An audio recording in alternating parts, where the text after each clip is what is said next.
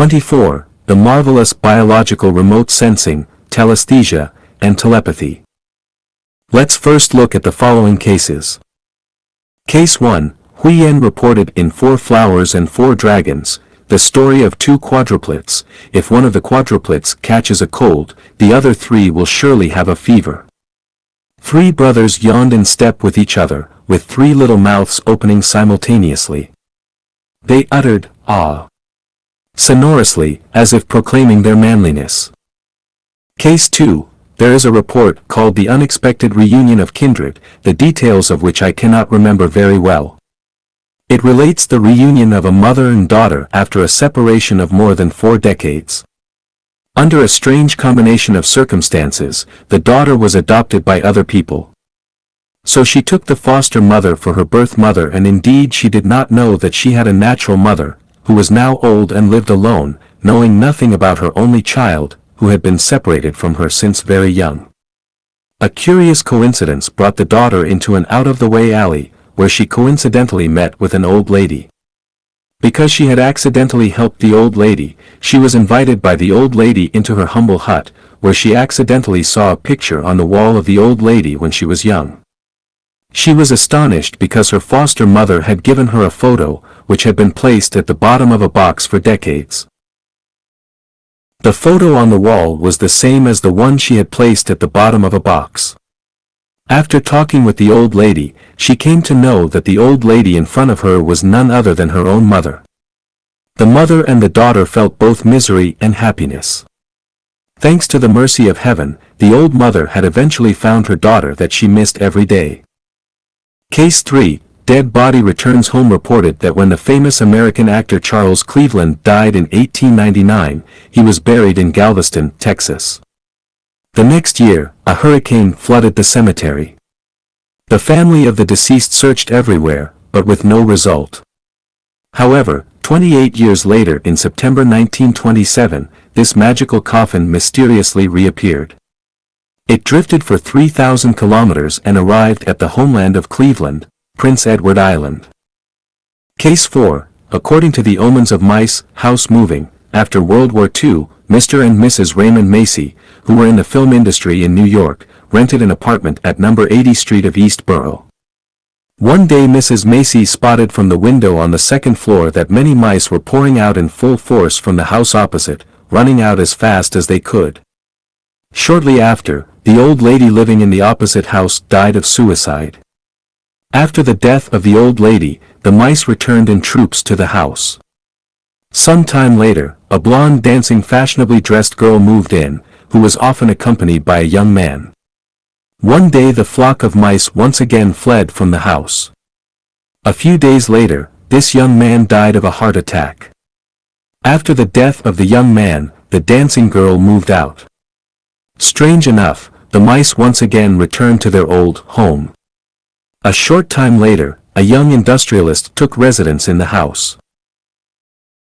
After a period of peace, those mice left the house for another time. Mrs. Macy has a hunch that something unexpected might happen again. True enough, this young industrialist died in a plane crash. It is said that the house was built by a famous lawyer who suffered from lunacy shortly after the building was completed and eventually killed himself by jumping into the Hudson River. Case 5, according to the report of the miraculous biological telesthesia, as early as the last century, Professor Gregory of Edinburgh University had introduced an experiment of Pharaoh. In the experiment, Pharaoh divided the 50 snails into 25 pairs. Each pair was separated from the other pairs. After some time, the same letter was written on the shells of each pair of snails, and one of the pair was brought to America, the other still remained in Paris.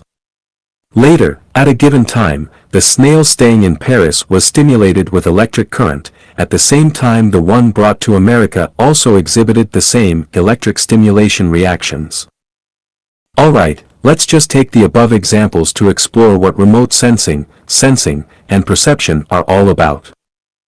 Remote sensing. First, I'd like to make it clear that the remote sensing I am talking about is purely biological remote sensing, which is different from the electromagnetic wave remote sensing, sonar remote sensing, and geophysical field remote sensing applied in aviation, spaceflight, navigation, meteorology, mapping, global positioning, resources survey, environmental protection, disaster prevention, hydrology, and geology, and archaeology. In the mythological novel Fengshen Bang, there are two extraordinary individuals named Qianli Yan, Thousand-Mile Eye, and Shunfeng Air, Wing-Piercing Ear. Their abilities allow them to perceive everything happening in Jiangxia's military camp from a distant location. The mice's behavior in Case 4 is an example of animal remote sensing. The special ability of remote clairvoyance frequently mentioned in the science of Qigong is also a kind of remote sensing. Then, what is remote sensing? Remote sensing is a biological ability to perceive the condition of a distant person, object, or scenery by receiving the thought waves or electromagnetic waves emitted by them through directional thinking.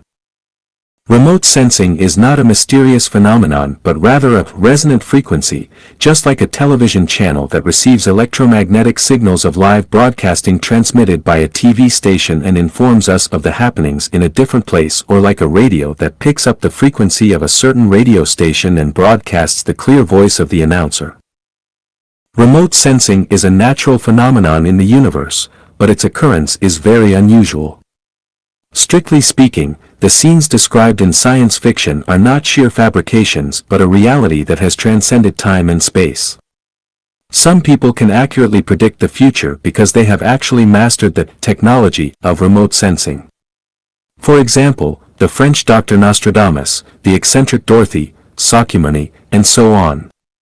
The death of Russian Tsar Ivan at the end of the 16th century had been accurately predicted by 60 Russian prophets 12 days prior to his death. It is said that some people had given up the journey on Titanic for remote sensing its forthcoming disaster. There are a lot of prophecies in the Bible, the Quran, and the Sutra. Actually, these prophecies are a kind of remote sensing.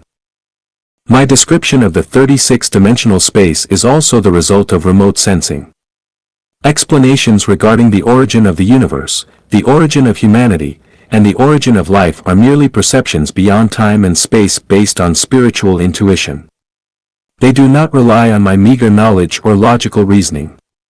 From a scientific perspective, my arguments and evidence may be insufficient, but I believe that humanity will eventually know that what I am saying is correct. The number of people with the ability of remote sensing cannot be too many, just like there can be only several queen bees in a swarm of bees. The world will fall into chaos if everyone is capable of remote sensing. So I shall drop the topic here. If you are capable of remote sensing, it is your good luck.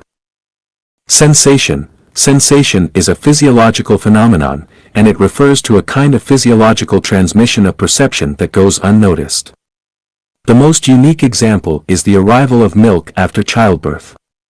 Taking humans as an example, regardless of how full a woman's breasts are, and despite engaging in sexual activities countless times, even after being pregnant for 10 months, milk will not appear until the child is born.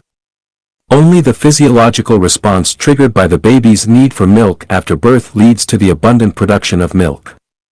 This is similar to the tear gland secreting tears. Tears are only produced when a foreign object enters the eye or when there is a significant emotional fluctuation. Cases 1, 2, and 5 are examples of biological sensation. Remote sensing can be acquired through conscious cultivation, while sensation is an unconscious physiological behavior, a physiological mechanism, and a natural program designed by the greatest creator. In this regard, we don't need to pay excessive attention.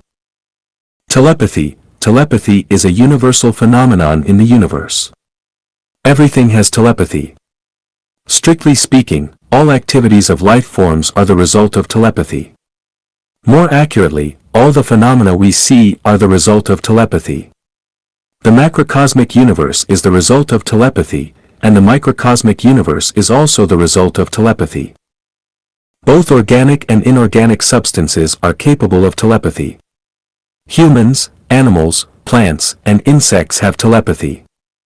Mountains, rocks, rivers, and weather are all capable of telepathy. The effective evidence for the telepathy of microscopic matter can be found in the fact that the famous Buddhist master Jinkong cited on many occasions the Japanese scientists' research on the crystal of water molecules when expounding on Mahayana's Sutra of Infinite Life.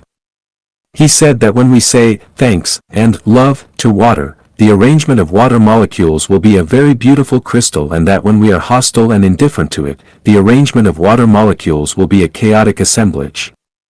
Hence, Master Jinkong told us that since the human body is 70% water, as long as we show more care for water in our body, then the water molecules in our body will act effectively, and we will increase our health. We may be free from illness all our life.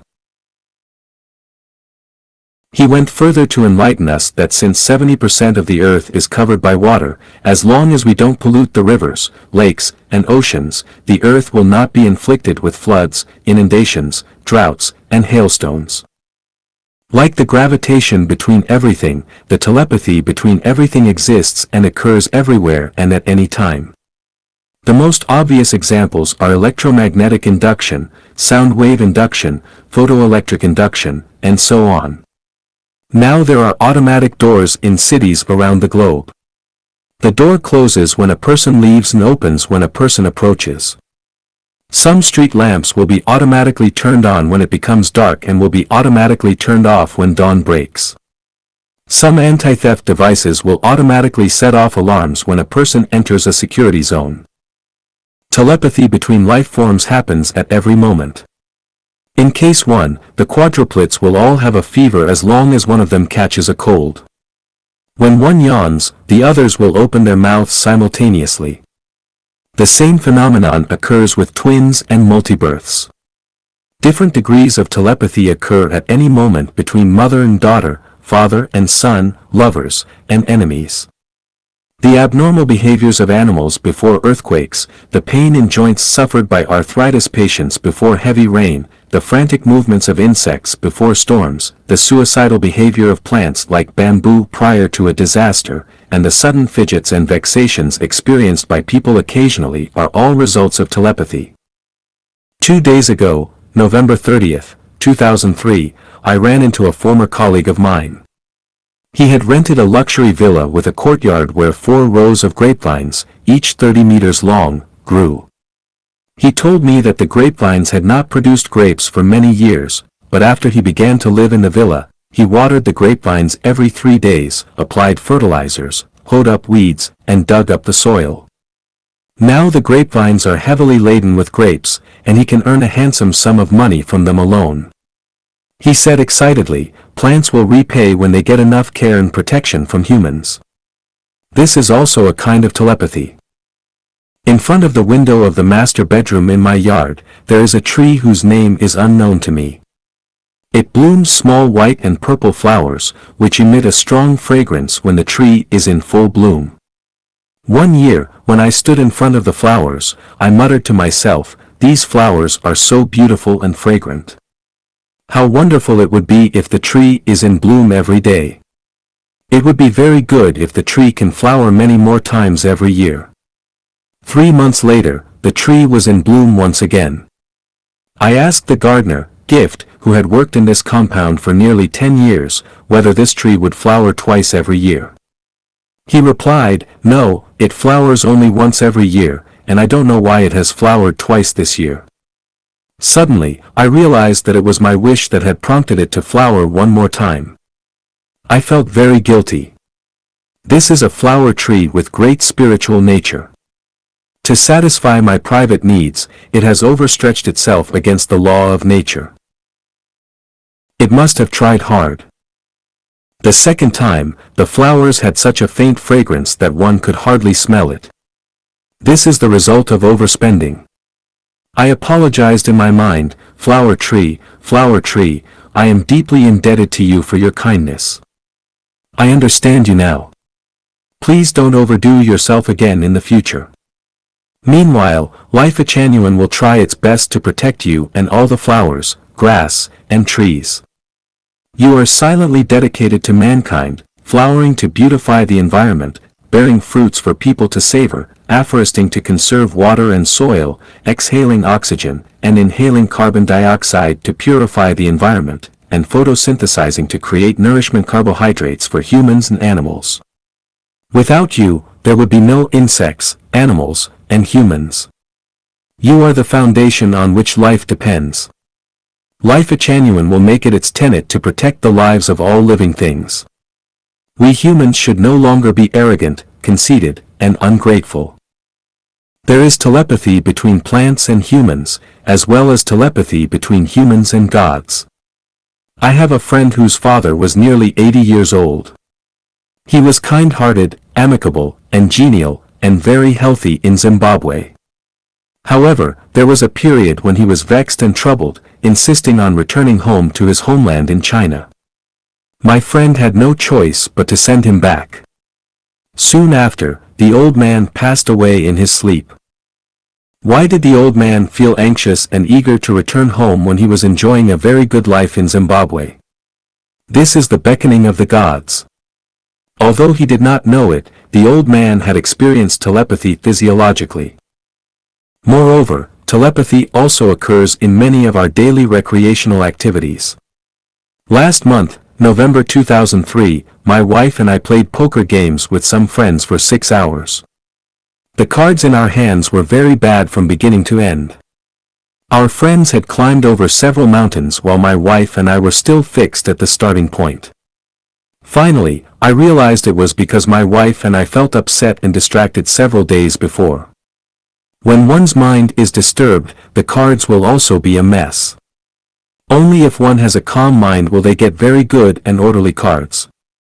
You can try it if you're interested. Recently, another case of telepathy happened to me. I have the habit of reading Reader. Once I read several articles by the Taiwanese writer Lin Qingxian and discovered that Mr. Lin has a very high spiritual nature. As far as I can tell, however ignorant I may be, Mr. Lin is one of the people with the highest spiritual nature in the Chinese nation. I consider it great luck and happiness to read more of his books. However, I am abroad and have very little chance to buy his books. I never expected that recently a girl of my children's generation came from China and brought me 2 books written by Mr. Lin, Search the Homeland of Soul. Why did she buy books instead of anything else for me? Why did she buy Lin Qingxuan's book instead of other books? It turned out that this was a result of my telepathy. Seth said, physiological symptoms are communications from the inner self, indications that we are making mental errors of one kind or another. In other words, physical symptoms are a response of the body to psychological and spiritual ailments. All the wars, conflicts, natural disasters, and diseases in human history are the result of the mutual influence between gods, humans, animals, and plants. The Great Flood in the time of Noah was also a consequence of the induction caused by human conceit and arrogance. Remote sensing, sensation, and telepathy are all embodiments of Tao, as described by Lao Tzu in Tao Te Ching. Tao is an embodiment of the spirit of the greatest creator. Ultimately, remote sensing, sensation, and telepathy are programs designed by the greatest creator to maintain the balance of nature. We can hence feel the unfathomable profundity of the greatest creator's wisdom. 25. Pythogenesis, nourishment for new life. Pythogenesis is a natural phenomenon. It is the transformation of putrefaction, corruption, and decomposition. Putrefaction, corruption, and decomposition are bad, but pythogenesis is a conversion of energy and a transition of life. You can observe a fallen apple from the tree. It rots at the beginning, but after a period of time only an empty shell is left. Then after some time, even the empty shell vanished. Where has the entire apple gone? It has undergone the process of pythogenesis. All things in the material world will go through pythogenesis, without which there would be no such material world. Just imagine, how can we have today's environment and civilization if the carcasses of animals remain intact for thousands of years, if the leaves fallen from the trees remain as fresh as ever, if the piled garbage does not rot, if the slave society and feudal system does not corrupt, and if despotism is always maintained, if the original religion does not corrupt, and if the ancient civilizations last for eternity? The rotten carcasses of animals and the decayed plants will be decomposed by microorganisms in soil or water and converted into aliment, which to be absorbed and utilized by other plants. The ancient religion and civilization were decomposed by the development of the times and converted into a knowledge and wisdom, which to be absorbed and utilized by the present religion and civilization. How perfect the design is! The waste is changed into valuable materials and the corrupted is turned into wonders. Who is capable of such considerate and flawless thinking? The greatest creator. 26. 26. Life and death, a phenomenon puzzling mortals and laity. This earth witnesses the birth and death of a huge number of animals and plants every day and every moment. Life and death is a universal phenomenon in nature. Everyone has embarked on the journey towards death since the moment of their birth. The happiness of life and the sadness of death are the basic emotions of mortals and laity. When a family welcomes the birth of a child, they are filled with joy, and when they lose a loved one, they experience profound sadness and grief. Apart from extraordinary beings like Jesus and Sakyamuni Buddha, who are transcendent, wise, and free from worldly concerns, few people can escape this cycle of confusion and grasp the true meaning of life and death. The tragedy of life lies in ignorance and the inability to transcend the cycle of life and death. For thousands of years, people have been seeking the way to immortality. Modern medicine and science are also probing into the secrets of longevity. I wonder why people are so happy about life but so grieved at death. Seeking life entails endless troubles, and seeking death brings infinite benefits. What would the world look like if none of the plants and animals on the earth died, and if our great-great-great-grandparents survived until today and each family had a thriving population? Some will think, it would be best if they all die, and we all survive. Well, suppose they all die, and we all survive, see if we are better off. It would be okay as long as we can distinguish who they are and who we are. We must know at the same time that everyone wishes the same as you and me. Then in the end, who is to die and who is to survive? Is it so good to live and so bad to be dead? Take a look at human history, pay a visit to your neighbors, and ponder over the question of what good there is to live and what harm there is to die. Forget about time immemorial, let's talk about the time from Sakyamuni Buddha to the present. How many people have lived a good life, and how many have suffered a bad death? Taking Chinese society as an example, antenatal training has been provided even before a baby is born. Abandoning the music of nature, the greatest creator, God, and Buddha, people spare no efforts to inoculate the fetus with the imperfect music of mankind. Immediately after birth, adults try every means to provide the little babies with toys and cartoons instead of having them get in touch with flowers, birds, insects, and fish in nature. Before the age of schooling, the children have begun their preschool education, learning piano, painting, kung fu, and dancing. They have no opportunity to bring their own instinct into play nor have fun in nature. When the children have just begun to know about the world around them, they will be burdened with heavy and formless pressures. In addition to the heavy school bags and the endless homework, adults spare no efforts to add extra education for them. Moreover, endlessly lecturing began to pour onto children. You must be someone, you have to get full marks in exams, otherwise you'll be lagging behind others. Child, I am doing all this only for your good. You must work hard and strive to become an excellent student. You must enter top-tier middle school and then qualify yourself for study at a prestigious university. Otherwise, you will have no foothold in this society. Why are you so fond of playing, my kid? Look at Xiao Ming, she is so diligent and so promising. You must learn from her. These and many more lectures have left children at a loss. The 100-meter dash begins with middle school. Students are preoccupied with study and examinations day and night, teachers and parents are carefully supervising and urging, and society is imprudently promoting the atmosphere of elites. As a result, the splendor of human nature is inundated in the endless darkness. Is it supposed to be easy after entering university?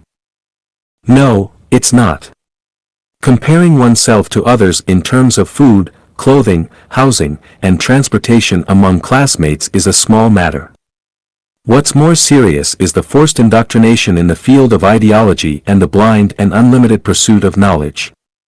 University is supposed to be a place to cultivate people with noble moral character, but the majority of universities are not cultivating living, breathing human beings, but rather robots who have lost themselves. We must bring honor to our ancestors, we must win glory for the motherland, and we must win credits for our nation. Colleges have been fostering narrow-minded notions. What's worse, some colleges and organizations are teaching students how to make their first fortune, how to rise in the world, and how to attract handsome men and beautiful women to themselves.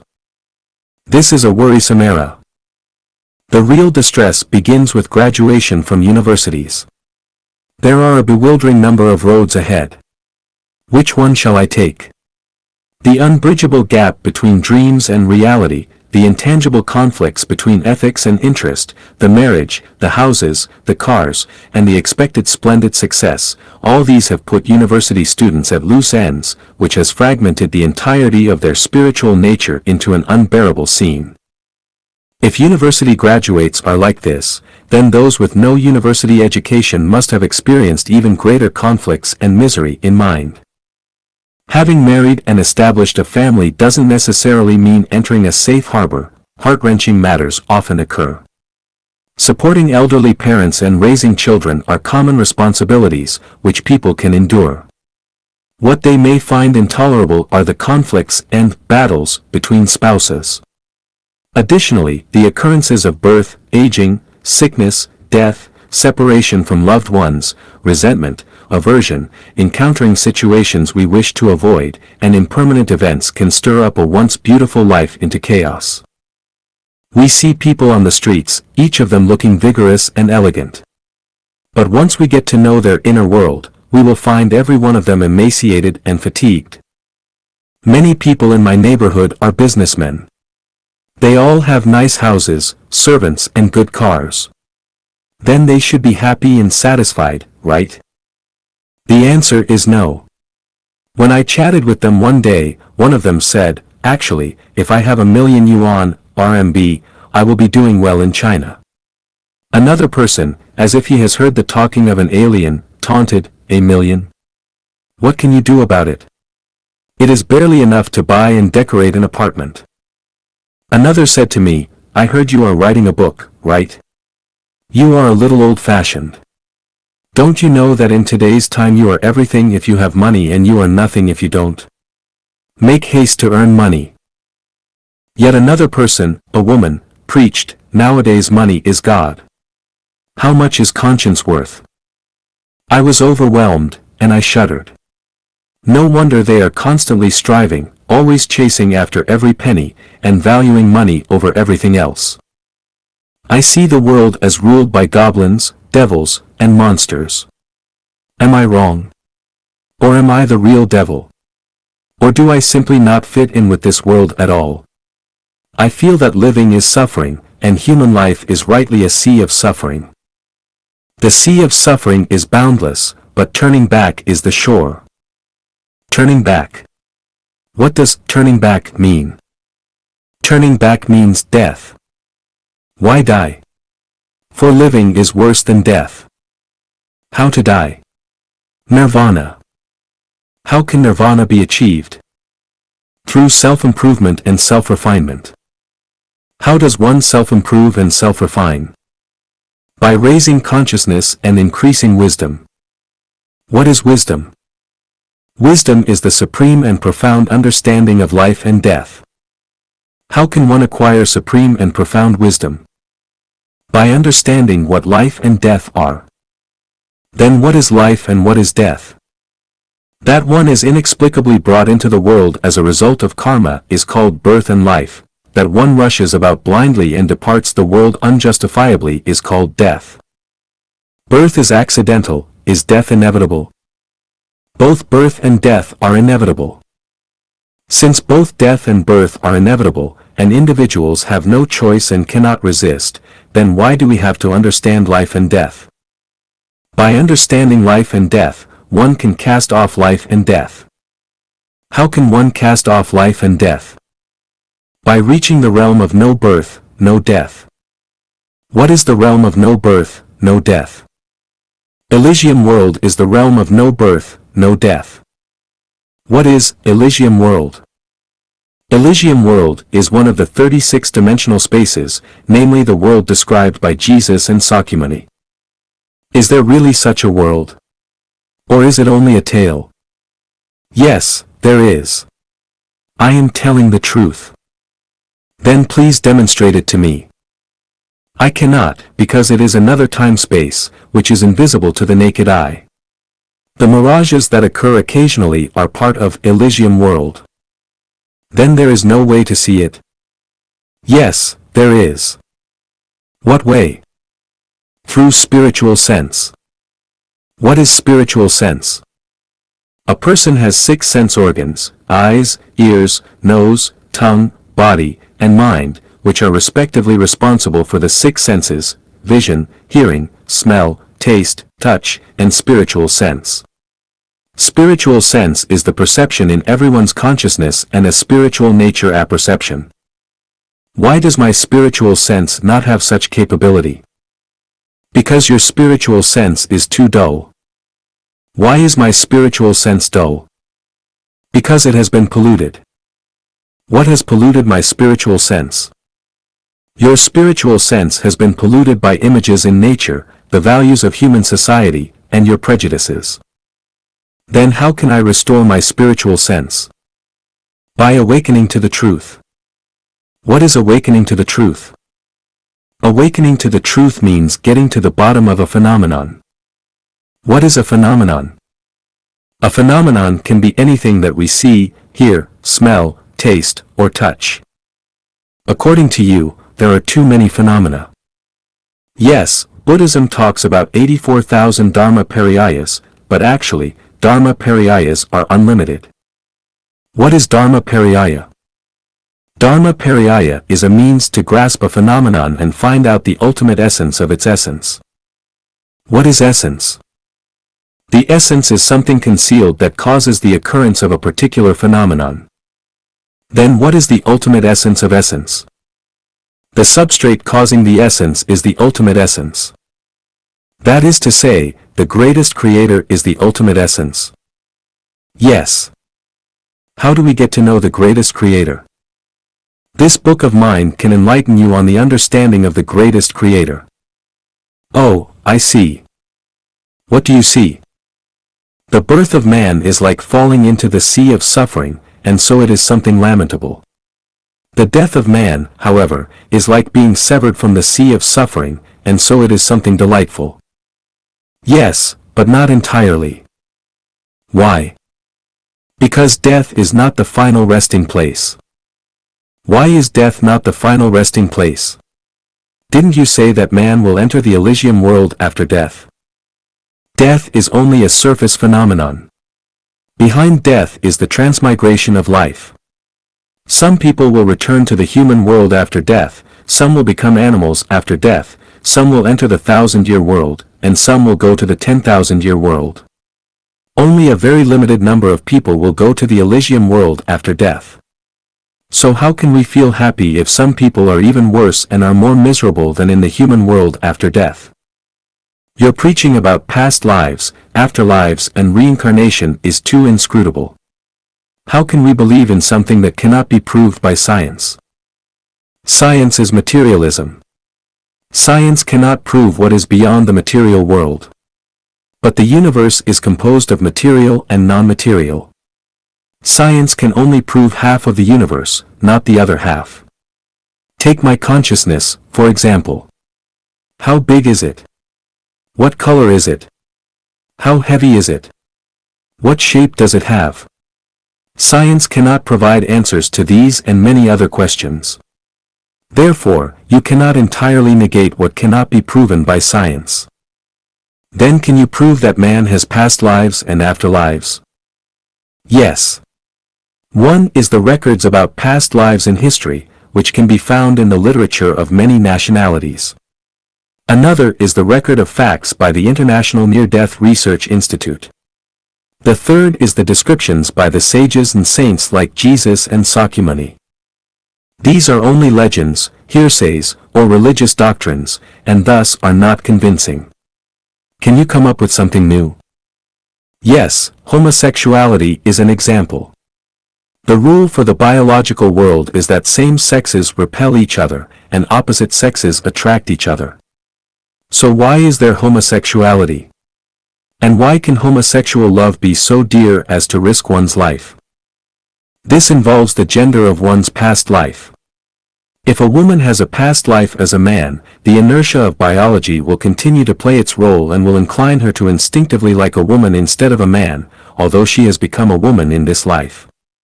When she meets a woman with the same past life, they will easily connect and fall in love with each other.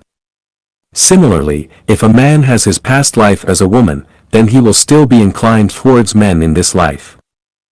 Homosexuality is not a morbidity, but a spontaneous instinct, which may fade away with the passage of time. Moreover, there is a saying, rivers and mountains may be changed, but it's hard to alter a man's nature. What is true nature, and why is it unchangeable? Nature refers to innate characteristics. When does nature come into being? Is it during primary school? When held in mother's arms? Since the time of the embryo in the mother's body? Since the time of existence in the womb? Or since the combination of sperm and ovum? If nature begins from the time mentioned above, then there is no question of hard to alter a man's nature. Therefore, it can be concluded that nature has been around for centuries and is deeply rooted, unlikely to change in a relatively short period. We can observe people around us or study some special individuals. By comparing their habits to those of certain animals, we can easily deduce that certain people possess the original nature of those animals. Thus, we can conclude that such people may have been those animals in their past life. For example, for thousands of years, philosophers and thinkers have pondered the question, who am I, but have failed to answer it. Who am I? Am I my family?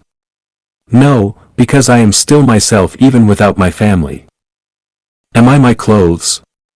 No, because I am still myself after I undress. Am I my teeth? No, because I am still myself even after losing all my teeth. Am I my hair? No, because I am still myself even if I become bald. Am I my eyes? No, because I am still myself even if I become blind. Am I my legs? No, because I am still myself even if I am amputated. Am I my heart? No, because I am still myself after organ transplantation. Am I my blood? No, because I am still myself even after a blood transfusion. If I am none of these, then who on earth am I? Well, I am Tathagata. What is Tathagata? Tathagata is the essential origin, the consciousness, soul, that already exists beyond the flesh and endures hardships in this world by residing in this home of my flesh. When this home of my flesh ceases to exist, I still exist. All I have to do is find another home. It's like crossing a river. I borrowed a boat, but I would give up the boat and go on shore after I crossed.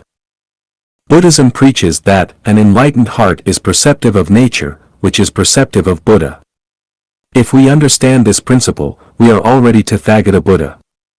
We will go directly to the Elysium world after death and won't have to return to the human world to continue struggling. Alright. Regarding the phenomenon of life and death, let's discuss just these briefly. My purpose is not to stick to the facts, but to explain that the phenomenon of life and death, which is difficult to reverse, is determined by the greatest creator and has its own purpose and meaning. Without the greatest creator, there would be no life, let alone life and death. 27. The crowing of roosters. I grew up in the countryside, and I have vivid memories of roosters crowing. Especially when I needed to wake up early, my diligent and kind mother would use the crowing of roosters to determine the time, prepare breakfast and packed food in advance, and then wake me up. Roosters crow 3 times each night at regular intervals. The first crowing is at about 3:30 in the early morning, the second around 4:30, and the last around dawn. Excuse me, the time of crowing may not be accurate because I have been away from my hometown for more than 2 decades, and I am now living in an area where no crowing of roosters can be heard. Some people say that roosters crow to tell other roosters, "This is my territory, and do not come in." Others say that roosters crow to attract hens. I would say that roosters crow to tell people the time. Prior to industrial civilization, people did not have clocks and watches. For survival, they had to know the time of the night. For example, 2 or more people on a hunting trip would set the second crowing as the time to get up. Or a group of people were to complete a certain task together and set the third crowing as the time to gather at the end of the village. Roosters' crowing is involuntary. It is a conditioned reflex or induction of its biological clock in its body against the stimulation of the magnetic wave of the magnetic field when the Earth rotates to a certain angle. The rooster is not aware that its crowing is to tell people the time of day and serve people, just like us humans who are living on the Earth and are not aware that we are serving the greatest creator. The rooster cannot realize the meaning of its crowing late at night, but the man who creates the rooster is well aware of the meaning. In the universe, there is no sound that does not have a purpose. The man who creates the rooster does so for the convenience of human survival and thus has created this miracle. If roosters could realize the purpose of their crowing, they would stop doing so when they see that many of their friends and relatives have been killed by humans. If the crowing is to warn others of their own species not to violate their territory, they will not do so late at night, thinking to themselves, "Who will come to invade my territory at such late hours? I'd better conserve my energy and strength till tomorrow and fight off whoever has the nerve to invade my territory." If the rooster wants to attract more hens, it should also be aware that during the day, the hens need to lay eggs and take care of their chicks, so they would not pay attention to him if he crows late at night. It would be better for him to get a good night's sleep, keep his energy, and wait for dawn to come before he spends time with his wives, concubines, mistresses, and wildflowers on the roadside. Therefore, the rooster's crowing is only automatic behavior, but the rooster's unintentional crowing serves conscious purposes. Then, who designed this purpose? Who but the greatest creator? 28. 28. The wisdom of bees. What kind of house structure is most reasonable if we humans are to construct several hundred houses, each of which accommodates only one person temporarily incapable of activity, while taking the least material and labor, and having the strongest structure, the most beautiful appearance, and the greatest cubage? Should the houses be made of interconnected cylinders? No, the different sizes of human legs and waists may prove a waste of some space, and the waste of space means the waste of labor and materials. So it is not the most economical way of house building. In addition, cylinders have too little contact area between them, and it is not enough to serve as a wall for 2 rooms. Should the houses be made of interconnected cubes? No, the 4 corners will be a waste of space. It does not look very pretty either. Should the houses be made of adjoining octahedrons? No, the more sides a structure has, the more difficult it is to build and more time-consuming. Should houses be made of many irregular shapes? No, the houses thus constructed will not appear good, besides a lot of more time and material may be wasted. Then what structure is most reasonable? The honeycomb of bees is the most ideal structure. The honeycomb is made up of hexagonal columns. Since the lower part and middle part of the larva are different in sizes, the bottom of the honeycomb has been made into 3 congruent rhombuses. In 1712, the astronomer G.F. Maraldi of Paris Observatory concluded through measurement that the obtuse angle of the rhombus is 109.28 degrees and the acute angle is 70.32 degrees. For these figures, a French scientist specially consulted a Swiss mathematician, What is the most economical way in terms of materials to construct a hexagonal column with a bottom consisting of 3 congruent rhombuses? The mathematician's result is that the column can use the least possible material only if the obtuse angle of the rhombuses is 109.28 degrees and the acute angle is 70.32 degrees. Wow! The bees are too wonderful. Long before the birth of man, they have solved the problem that man has not discovered and realized until now. Each bee knows that the column can be constructed most effectively and economically only if the obtuse and acute angles of the rhombuses are respectively 109.28 degrees and 70.32 degrees. For us humans, only the greatest mathematicians can work out the result. How can ordinary people compare with those tiny bees? Are bees smarter, more intelligent, and wiser than humans? If this is the case, why don't the bees know for whom they have toiled by gathering honey from hundreds of flowers?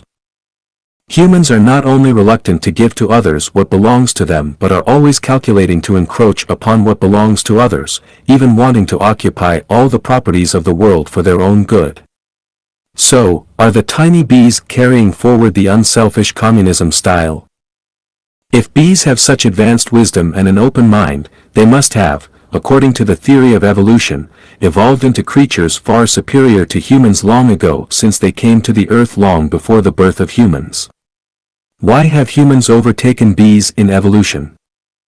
The founder of the theory of evolution, Darwin, exclaimed, "Natural selection is powerless to explain such a perfect structure of the honeycomb because as we see it, either in terms of labor or the use of beeswax, the honeycomb conforms to the theory of maximum economy and is absolutely perfect." Then, even the originator of the theory of evolution has realized that the wisdom of bees does not result from evolution. We are also clear that the wisdom of bees cannot compare with that of humans. And bees would certainly not carry forward the unselfish communism style for humans who have been severely exploiting them. Then there is only one origin of their wisdom, instinct. What is instinct? Instinct is the capability possessed after birth. The capability possessed after birth proved to be contradictory to the theory of evolution. So, is the theory of evolution a fallacy? Doesn't the inborn capability prove that everything has been what it is now from the very beginning? Doesn't the inborn capability prove that things are not developed through evolution but are created? Doesn't the inborn capability prove the ability of the greatest creator who has created everything? Aren't the degrees of the acute and obtuse angles of the rhombuses at the bottom of the honeycomb designed by the greatest creator and added to the instinct of the bees? Do we still want to deny the existence of the greatest creator? 29. 29. The chick hatches from its eggshell. The chick emerges from its eggshell after 21 days of being hatched by the hen. During this time, the yolk and egg white inside the egg transform into a chick. Before hatching, the chick is isolated from the outside world, and it does not learn how to break the shell from any external source. Despite this, the chick eventually manages to break the shell and enter the world. The rooster spends all day trying to seduce hens, and never cares about the life or death of the chicks. Even if the mother hen complains that the rooster doesn't take care of the household chores or educate the offspring, the rooster has an excuse. Who knows if I am the father of this little thing? Last month I saw you fooling around with the neighbor's rooster. Well, the rooster won't pass on any experience to the unhatched chicks. So, did the mother hen teach the chicks how to break out of the eggshell? No, if it had the consciousness to teach the chicks this, it would be better to just help the chicks break the shell itself. So, who taught the chick? Who told the chick about the colorful and wonderful world outside? And how does the chick know that its tender little beak can peck through the eggshell? Why is the eggshell thick enough to protect the chick yet thin enough for the chick to break through? There is only one answer, instinct. Instinct is not evolutionary, it is innate. This means that the first chick hatched from the first egg laid by the first chicken on Earth already knew that there was a world outside the eggshell where it could survive, and that its small pointed beak was strong enough to break through the eggshell. Of course, it does not have this awareness. When the time comes, it just pecks its way out. So, since it is instinct, and since the first chick hatched from the first egg on Earth already possessed this instinct without any genetic information, we can only ask the greatest creator. The rotation of the Earth is a planned arrangement, and the velocity of the rotation has been accurately calculated. If we keep facing the fire, we feel comfortable on the front of our body but still cold on our back. At this time, we will unconsciously turn around and let our back face the fire. After some time, we will turn around again. In such a case, wouldn't it be ideal for us to sit in an automatically rotating chair so that our entire body can evenly receive warmth? However, the rotation should not be too fast, otherwise, we will feel dizzy and cannot see the objects around us clearly. More dangerously, we might be thrown off the chair. Too slow a rotation won't do either. One side of the body is warm enough, but the other side is in urgent need of heat, and yet the chair has not turned around. We can certainly find an optimum rotation speed that can make us feel comfortable and evenly warmed. The Earth is rotating at an ideal speed. It rotates at nearly 28 kilometers per minute and completes one rotation in 24 hours. This speed ensures that both the eastern and western hemispheres can receive heat evenly, and that animals, plants, and humans can have time for labor and rest respectively. If the Earth did not rotate, the eastern hemisphere would be forever facing the sun, making it unbearably hot, while the western hemisphere would be in eternal darkness, unbearably cold. Vice versa. If the rotation speed of the Earth were too fast, for example, if it rotated once every 12 hours, then there would only be 3 hours for each morning, noon, afternoon, and night. We would not have enough time to sleep, and the sun would rise very early in the morning. When we woke up, it would still be dark outside, then should we get up or continue sleeping? If the rotation speed were too slow, for example, one rotation every 36 hours, there would be 18 hours of daylight and 18 hours of darkness. How should we humans plan our daily routines? Not to mention the excessive or insufficient time for plant photosynthesis, and the abnormal climate it would cause. The rotation of the Earth and the speed of rotation are intentionally and meticulously designed by the greatest creator. If you are not convinced, just try it yourself and see whether you can come up with a better arrangement. 30. What is the secret of bird migration? When I was young, I used to see flocks of wild geese flying in the blue sky in my homeland in late summer and early autumn. Just as described in the primary school textbook, autumn is coming and it is getting cooler. A flock of wild geese is flying southward, sometimes in the formation of the fork and sometimes in a line. One day, at the turn of the rainy and dry season this year, I was queuing at a service station in Zimbabwe, where petrol was in short supply. Suddenly, some noises in the sky caught my attention. I looked out of the car window and spotted a dozen crow-like birds perched on a large tree not very far away. They were flapping their wings and making caw-caw-caw noises. Out of curiosity and boredom, I began to watch them, figuring that they must be holding a meeting and discussing the implementation of a certain project. Unexpectedly, however, their calls attracted more and more birds of the same species from all directions. In less than half an hour, nearly 1,000 birds had gathered.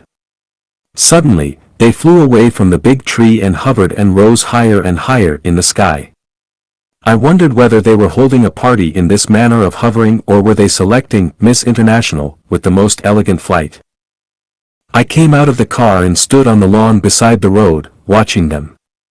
They were hovering higher and higher in the sky until they looked smaller and smaller. I wondered, are they competing to fly the highest? Unexpectedly, the birds that flew the highest suddenly flew northwest along a straight line. The others were still circling, but they also flew along the same straight line when they reached the same height, as if they had boarded a train and rode away along the fixed railway. I finally came to realize after hard thought that those must be migratory birds. At the beginning, they clambered on the tree to hail the flock to fly together to a distant place. Later, they flew by hovering in order to increase altitude. When they reached a certain height, they met an air current, it helped them to fly to distant places more easily. Oh, how clever the migratory birds are! After returning home, I checked some documents about migratory birds and discovered more surprising facts. For example, Arctic terns build nests in the Arctic Circle. They fly to the South Pole at the turn of summer and autumn. They fly back to the North Pole next year. Every year they travel for 35,200 kilometers. There is an oriole called Blackpoll warbler, small in size and weighing only 20-odd grams. Before autumn comes, they fly from Alaska, America, to the east coast of Canada or New England, where they feast on all the dainty food to increase its fat and strength. Then, when it is turning cold, they begin a long journey of flight, first toward Africa, over the Atlantic Ocean, then after taking over an air current, they turn to Brazil in South America. The whole journey is 3,840 kilometers at an altitude of more than 6,000 meters. The flight lasts 4 days and 4 nights. The white storks in Europe fly 12,800 kilometers to spend the winter in South Africa. The long-tail cuckoos in New Zealand fly 6,400 kilometers to spend the winter in the Pacific Islands. Seagulls in England's Isle of Man fly from Wales to Brazil at over 700 kilometers a day for 16 consecutive days. The wild geese fly over the Himalayas mountains at an altitude of 9,000 meters. What is more incredible is that generally, the older generations of cuckoos start their journey earlier. Smaller cuckoos usually start their migration a few days later. Unaccompanied by their parents, small cuckoos make their first flight to a strange place and can fly to their destination unerringly and unite with their parents. On the contrary, young starlings set off earlier than their parents and reach their destination all by themselves. Marvelous! Incredible! I wonder how they know that the cold weather is coming. How do they know which day is suitable for flight? How do they know that there is an air current at an altitude of thousands of meters? How do they know that this air current would carry them to their desired place? How do they know that that remote place is now a time of spring and flowers with sufficient food? What power has propelled them to embark upon such an epic journey across oceans? How do they travel round trip without going astray? How do they identify directions while flying? How do they find their habitat without being accompanied and guided by their parents? I searched for scientists' explanations and found the following 4 major answers. Something like a biological clock inside the migratory bird can sense the upcoming cold and the appropriate time to take off and can calculate the position of the sun while flying in the sky and determine its direction and route of flying by continuously adjusting the angle between itself and the sun or stars with the help of the sun, the moon, and the stars. An inherent meteorologist, migratory birds can determine the duration of their stay at the habitat and the timing of migration according to meteorological conditions such as temperature, lighting, wind direction, and rainfall. They can choose a sunny day to begin their flight, adjust their flying manner according to the changes and fluctuations of wind directions and barometric pressures, and make use of the ascending air current for gliding to save their energy. Extremely sensitive to geomagnetic waves, migratory birds can identify their directions according to geomagnetic waves and can decide the time of migration and habitat according to the geomagnetic information known to them. Through millions of years of evolution, birds have gradually realized the rules governing the seasonal changes of climates and have formed a fixed pattern through generations of accumulation of experience and passed on the genetic information to each succeeding generation. All 4 explanations above seem reasonable, but a deeper analysis may reveal that they are fanciful and groundless. According to the first explanation, it seems that migratory birds can calculate their own positions, identify their direction, and derive the direction and route of flight based on the position of the sun. Well, isn't it the migratory birds who calculate the airflow at an altitude of several kilometers? Wow, migratory birds are much smarter than Einstein. With a brain the size of a little finger, they can calculate the airflow in the sky at an altitude of several kilometers without using instruments or measurements. Moreover, they can fly and calculate their direction without using a compass, a sextant, a compass, or a calculator. It's too miraculous and extraordinary. This explanation is too mythological and absurd. According to the second explanation, migratory birds are born meteorologists, who can take off on a sunny day by choosing different climatic conditions. This suggests that migratory birds are more knowledgeable than all the scientists and engineers in meteorological bureaus worldwide. However, in abnormal weather conditions, migratory birds might miss the air current in the sky and have to wait for the cold current. This could be fatal for them.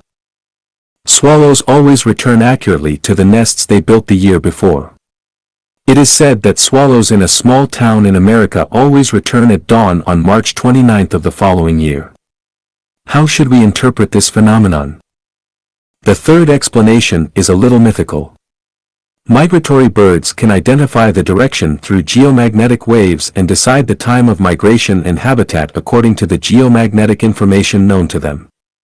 However, it is unclear how migratory birds can detect the existence of air currents at an altitude of thousands of meters using geomagnetic waves. The fourth explanation is a typical theory of evolution and seems flawless. As we know from the description of the chick's breaking of the eggshell in the preceding section, the theory of evolution is challenged by the fact that the first chick hatched from the first egg laid by the first hen on Earth could break the shell without inheriting any genetic information or shell-breaking skills. Therefore, is the theory tenable when it comes to migratory birds? Based on the radioactive isotope determination method, scientists believe that the Earth is 4.6 billion years old, animals appeared about 1.8 billion years ago, invertebrates about 438 million years ago, fish about 380 million years ago, amphibians about 290 million years ago, and reptiles about 245 million years ago. Dinosaurs died out about 135 million years ago, mammals appeared around 65 million years ago, and humans appeared about 1.6 million years ago. First, let's not question the accuracy of the radioactive isotope dating method. Assuming that this method is reliable, birds have existed on Earth for at least several hundred million years. If they are intelligent enough to pass on information to their offspring about how to navigate, select favorable habitats, fly from the North Pole to the South Pole, use air currents for flight, and locate the places where their ancestors lived, why haven't they evolved into more advanced animals over the course of millions of years? Instead, humans have taken over and made it impossible for them to escape our air guns and nets. Do birds not want to continue evolving, or have they hit a roadblock in their evolution? If we don't believe in the greatest creator, we can only think randomly. The question of whether the egg has appeared before the chick or the chick has appeared before the egg will remain a mystery for another 10,000 years. My explanation for the migration of birds is that everything in nature has its definite purposes and means of subsistence, and they each have features irreplaceable by other species. Otherwise, all will die out. What if tigers can both dominate the mountains and fly in the sky? What if mice can dig holes and also can build nests in trees? What if antelopes can live on grass and also eat the flesh of other animals?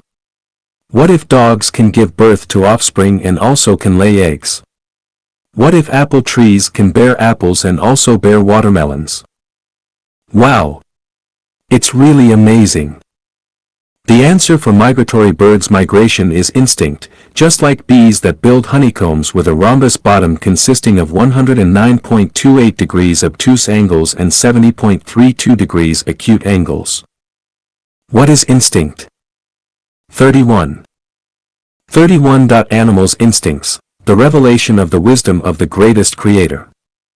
It is not the case that roosters can crow, bees can build honeycombs, chicks can break eggshells, and migratory birds can migrate because these animals possess great wisdom or are good at learning and summarizing experiences. Rather, their instincts are the revelation of the greatest creator who has created them. In addition to the above examples of instincts, there are many other instances. Termites can build air-conditioned nests, many fish can discharge electricity, an American eel can discharge electricity of 880 volts, fireflies can produce light, dragonflies can rise vertically or make designed fly in the air. Turtles can lay their eggs in warm sand for them to hatch and protect themselves, chameleons can change the colors of their bodies at will, and bats can locate food via sonar in pitch darkness. Mollusks like snails have a tough home to protect themselves. Now let's look at the bird's skill in nest building. An African weaver bird, in particular, can select soft twigs and grass to build an apartment that holds snakes at bay and keeps water from leaking in. Silkworms can spin silk, spiders can weave webs, and homing pigeons can locate their own nests. The ants are capable of well-organized and well-planned collective activities. Worms can restore themselves if one part of their bodies is cut off. Military dogs have extremely sensitive olfaction. All these are the embodiment of animals' instincts, which are not results of millions of years of evolution but have existed from the very moment the animals appear on Earth. If we attribute animals' instincts to the wisdom and talents of animals without looking for their creator behind them, then it is as if we are seeing planes flying in the sky and marveling at the wisdom and cleverness of the plane, neglecting the wisdom and talents of the plane's manufacturer. 32. Celestial beauty scattering flowers, the stunt of dandelions. I remember that when I was young, there used to be clumps of dandelions growing beside the aqueducts, on the ridges of fields, and on waste grasslands in my hometown. We called them spur arrowroot, and a traditional Chinese medicine doctor called them thistle. They can be used as medicine. A perennial herb, dandelions have yellow or aubergine flowers. When the flower seeds are ripe, on the crown will grow many white flocky umbrella-shaped silky strands. With a small wind, these umbrella-shaped silky strands will carry the flower seeds and fly to a distance. My most unforgettable memory of dandelions is when I plucked a handful of flower seeds with my young playmates and placed them close to the mouth and puffed at them vehemently to see whose flower seeds can fly the highest. The blown flower seeds are like several hundreds of paratroopers who jump simultaneously off the plane. The scene is very spectacular. One day while we were enjoying ourselves, Grandma asked us, "Look, why do these flower seeds have hair on their ends?" Whoever can answer this will get a piece of rock candy as a reward. Looking at each other, none of us knew the answer. My grandma said, the hairs on the end of the flower seeds of spur arrowroot are to carry the seeds to a more distant place when the hairs fly with the wind. If they fall to the original place, all the seeds will grow in the same place the following year, and the family will be too crowded. Oh, this turns out to be the secret. In nature, plants have a great many ways to spread their seeds.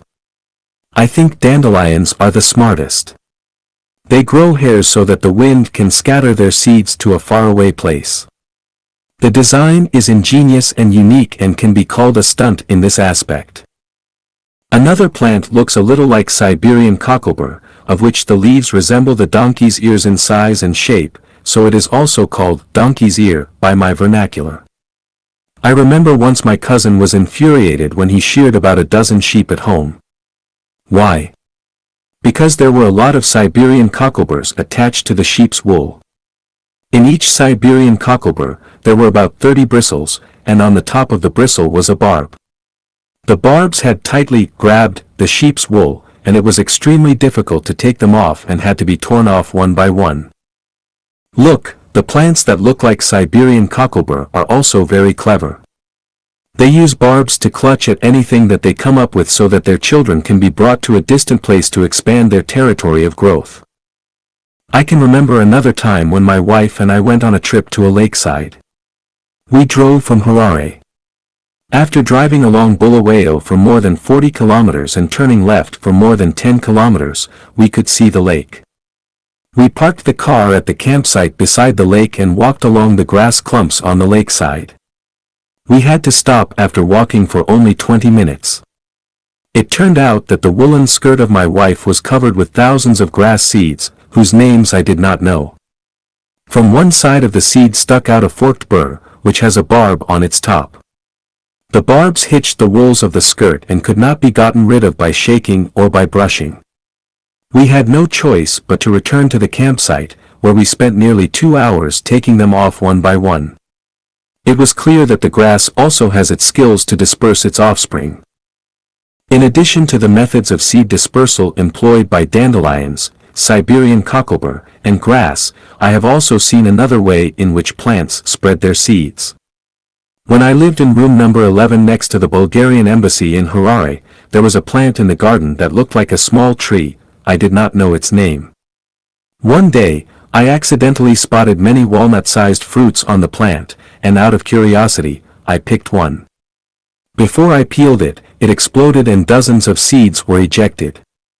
These fruit-like things had only a very thin husk, and inside them was air. When they were inflated with air, they would blow up automatically, ejecting the seeds from inside.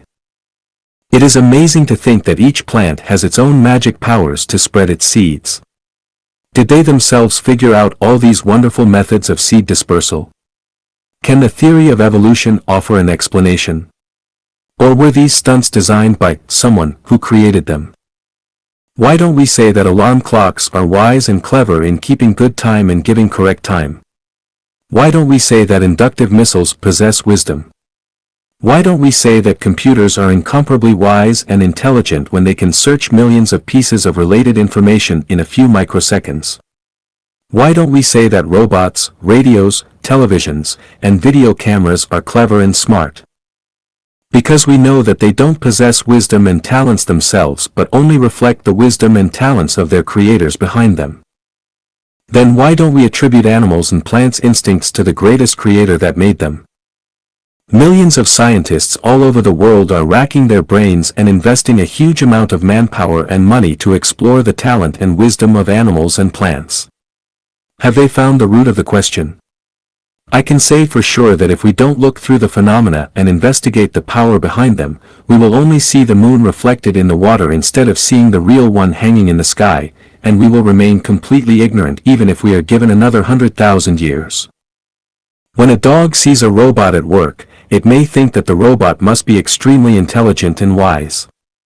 The reason is that the dog does not know that the robot is made by man. Then why do we think that the weaver bird is unfathomably clever when seeing it build nests on a branch? Are we different from dogs in thinking? 33. What do the mysterious pyramids signify? Nearly 1,000 pyramids have appeared on Earth, where humans reside. Pyramids are not only found in the Egyptian desert but also along the 30-degree latitude lines in the North and South Pacific, the North and South Atlantic, and the South Indian Ocean. They have also appeared in southern Honshu of Japan, the Mediterranean and along the coast of Portugal, the southeastern part of Africa in the southern hemisphere, the west coast of Australia, and the northern area of New Zealand. The pyramids were not built by humans, or it can be said that they were not built by the ancestors of present-day humans. Instead, they were built by gods who were instructed by the greatest creator. The gods then dispatched angels, celestial beings and Buddhas, to the earth to build them. If this is difficult to understand, we can say that they were built by aliens who came to the earth. The purpose of the pyramids was to receive and accumulate energy from the universe to supply the energy for the creation of life and humans on earth. The pyramids can be viewed as laboratories and cultivation sites for the creation of life and humans. The pyramids in Egypt were designed and built for the creation of humans, while other pyramids were built for the creation of other life forms. Since different life forms require different energies, the foundations of the pyramids are not all squares. Some are triangles, pentagons, and hexagons. The pyramids of Egypt are only 12,000 years old, while other pyramids are 2 billion years old. To understand how the pyramids were built and why they were built along the 30 degrees north and south latitude, please refer to the articles, The Origin of Life and The Origin of Humanity. When I was an English teacher in a secondary school, I taught my students an article about the pyramids that was in the textbook. At that time, I had not yet awakened, but the mysteries of the pyramids, especially the transportation of the huge stones weighing several tons and the tightness of the gaps between the stones, left me puzzled. When it was said that hundreds of thousands of Egyptians spent decades building the Khufu pyramid, I held a skeptical attitude. Later, a series of events that occurred to me, scenes in my dreams, and strange fragments that appeared in my consciousness when I was contemplating, finally made me awaken. Suddenly, the origin of the universe, the origin of the greatest creator, the origin of life, the origin of humanity, 36-dimensional spaces, and so on surged out like a tide. Once these things came out, I was no longer myself. A powerful force compelled me to act according to its consciousness. I now feel like a robot, like a servant. I have to write, keep writing, only by outlining what is in my head can I feel at ease. Otherwise, it will drive me crazy. Regarding the pyramids, I collected an article from King Yanju for everyone to contemplate and analyze. The full text is as follows. There are about 80 scattered pyramids on the west bank of the lower Nile River. They are the tombs of ancient Egyptian pharaohs, kings. Egyptians call them Bermuda pyramids, meaning high. From all sides, they are an isosceles triangle with a smaller top and a larger bottom, very similar to the Chinese character, gold, so people vividly call them pyramid. An incredibly complicated project. The greatest pyramid is the tomb of the pharaoh Khufu of the 4th dynasty. Built around 2700 BC, the pyramid is 146.5 meters high, equivalent to a 40-story skyscraper. The foundation of the pyramid is a square, and the length of each side is 230.6 meters. The pyramid covers an area of about 52,900 square meters. The Great Pyramid was built with approximately 2.3 million stones of different sizes. The lightest stone weighed 1.5 tons, and the average weight was about 2.5 tons, with a total weight of approximately 6.848 million tons. If we were to use trucks with a carrying capacity of 7 tons, it would require 978,286 trucks. If we were to connect these trucks end to end, the total length would be 6,200 kilometers, which is longer than the distance from Hainan Island in southern China to Mo in the north, or from the Pamir Plateau in the west to Shanghai in the east. Along the banks of the Yangtze River, the trucks would stretch from the Tuachuo River in the upper reaches to the Wusong entrance in the lower reaches. The second largest pyramid, just 3 meters shorter than the Great Pyramid, is the Khafre Pyramid, which is accompanied by a huge stone sculpture, the Sphinx with a human face and a lion's body. According to legend, in 2610 BC, the third pharaoh of the 4th dynasty of Egypt, Khafre, inspected his almost completed tomb and found a large abandoned boulder in the quarry. He ordered the stonemason to carve the statue according to his own face. The statue is 22 meters tall and 75 meters long. It wears a Nemes crown. On its forehead, there is a relief of a cobra. Under its chin, it is trailing a beard more than 5 meters long. The statue is stately and mysterious. When Napoleon occupied Egypt in 1798, he ordered the Sphinx to be bombarded with gunfire. However, it remained unmoved, but for a few broken beards, which are now preserved in the British Museum. According to Napoleon's rough estimate, if the stone pieces of the 3 neighboring pyramids of Khufu, Khafre, and Menkaure were used to build a stone wall 3 meters high and 1 meter thick, it could encircle the entire France. Where did the massive number of stone pieces come from? Investigations show that ordinary stone pieces might have been quarried locally, but the 115,000 pieces of top-quality white limestone used on the outer layer might have been obtained from the quarry on the east bank of the Nile. The granite in the tomb chamber might have been quarried from Aswan, 500 miles away. Mining, transportation, river transport, and shore operations required not only a large number of stonemasons, construction workers, transport workers, and sailors, but also a considerable number of engineers, construction supervisors, managers, and a military force with sufficient suppression capabilities, which are also essential. Moreover, they needed to eat, wear clothes, live, and consume, which required a large service staff. Of course, this does not include the elderly, women, and children who are weaker in labor, nor does it include monks and nobles who gain without labor. According to an estimate, a national workforce of 50 million people would be needed to support such a construction project. However, it is generally believed that the total population of the world would not exceed 20 million around 3000 BC. What's more, there have been more than 80 pyramids discovered. Even if a pyramid could be completed in 30 years, as Herodotus stated in History, it would still require a total of 2,400 years to complete all the pyramids. Can Egypt sustain such massive consumption over such a long period? The mystery of transportation. The most pressing and realistic problem was transportation. Even if Egypt had adequate manpower, it could not transport the megaliths weighing 2.5 to 160 tons to the worksite. Were they carried by carts and driven by horses? No, at that time, there were no carts and horses in Egypt. Horses and carts were introduced from abroad in the 16th century BC, namely 1,000 years after the building of the Pyramid of Khufu. Some believe that the stone pieces were transported via rolling transportation with crow plates and logs. But this method requires a large quantity of timber. However, at that time, the trees in Egypt were mainly palms, which could not meet the need for transportation in terms of quantity, growth speed, and rigidity. And it was almost impossible to import timbers. Some people believe it was a water transportation method. In 1980, the inspector of the Giza Antiquities in Egypt, Hawass, conducted rock core sampling and discovered a rock quay at least 50 meters deep, which may have been excavated during the 4th dynasty of Egypt as a port. Later, someone discovered a canal that connected the port. However, without pulleys, winches, or advanced lifting equipment, it would have been even more difficult to transport such bulky giant stones downhill, onto ships, and onto the shore than to move them on land. Moreover, there was a drop of at least 50 feet between the water surface and the rocky shore. And the pyramid on the west bank of the Nile had to use stones from the east bank of the Nile.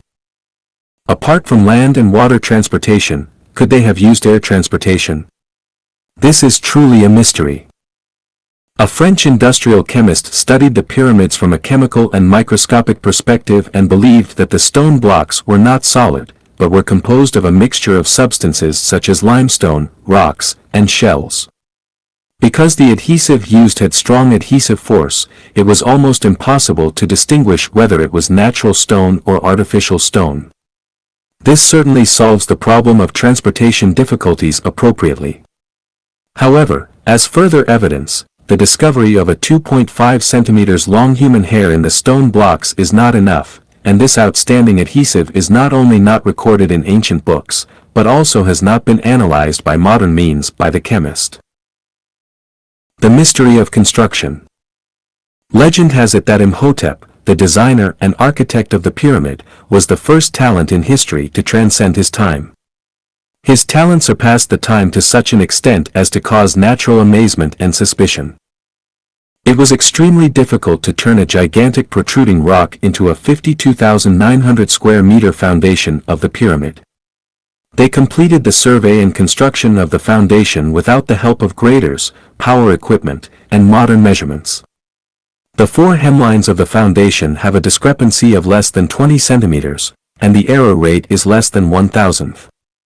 There is only a difference of 1.27 centimeters between its heights in the southeast corner and northwest corner, and the error rate is less than 1/10,000th. The force position error between its east-west axis and north-south axis is no more than 5 arc-seconds. They did not have units of measurement except for the arm's length, 300 arms lengths equal approximately 155 meters, as a measurement unit. It is really puzzling how they could construct with such accuracy. To ensure the pyramid's lasting, the designers did not use a single pole or nail to avoid hidden trouble since wood is liable to decay and iron is susceptible to rusting. There is no bonding material between the stone pieces, but they fit perfectly. Even the thinnest blade cannot penetrate. How the chunks of stone were hoisted and placed one upon another is an even more mysterious subject that provokes endless guesses. Some people say that a wooden boat-shaped tool was used to lever the megaliths up and lay them one after another. But where did the fulcrum and ropes that could lift several, dozens, or even more than 100 tons of stone come from? Some people claim that the sand-filling method was employed. Sand was piled along the pyramid's foundation. The sand pile would rise with the height of the foundation and acted as scaffolds. After the pyramid was completed, the sand would be cleared away. Now let's work on a mathematical problem. The 146-meter pyramid is a cone with a square bottom and a pointed top. The foundation of the pyramid is a square with a side length of 230 meters. Question: what is its volume? If the periphery of the foundation is surrounded by sand to form a slope for the transport of stone, and the angle of the slope is 30 or 25 degrees, then how long will be the hemline of the sand pile? Suppose the height of the sand pile is also 146 meters, how many cubic meters of sand will be needed? Where does all this massive amount of sand come from? Besides, the filling and removing of the sand would double the workload. Some people say that the salt-filling method was employed with the same procedure as the sand-filling method. After the pyramid was completed, water could be used to dissolve the salt, and there was no need to move it away. But it would be much more difficult to obtain so much salt. In addition, a storm would melt away a whole salt slope.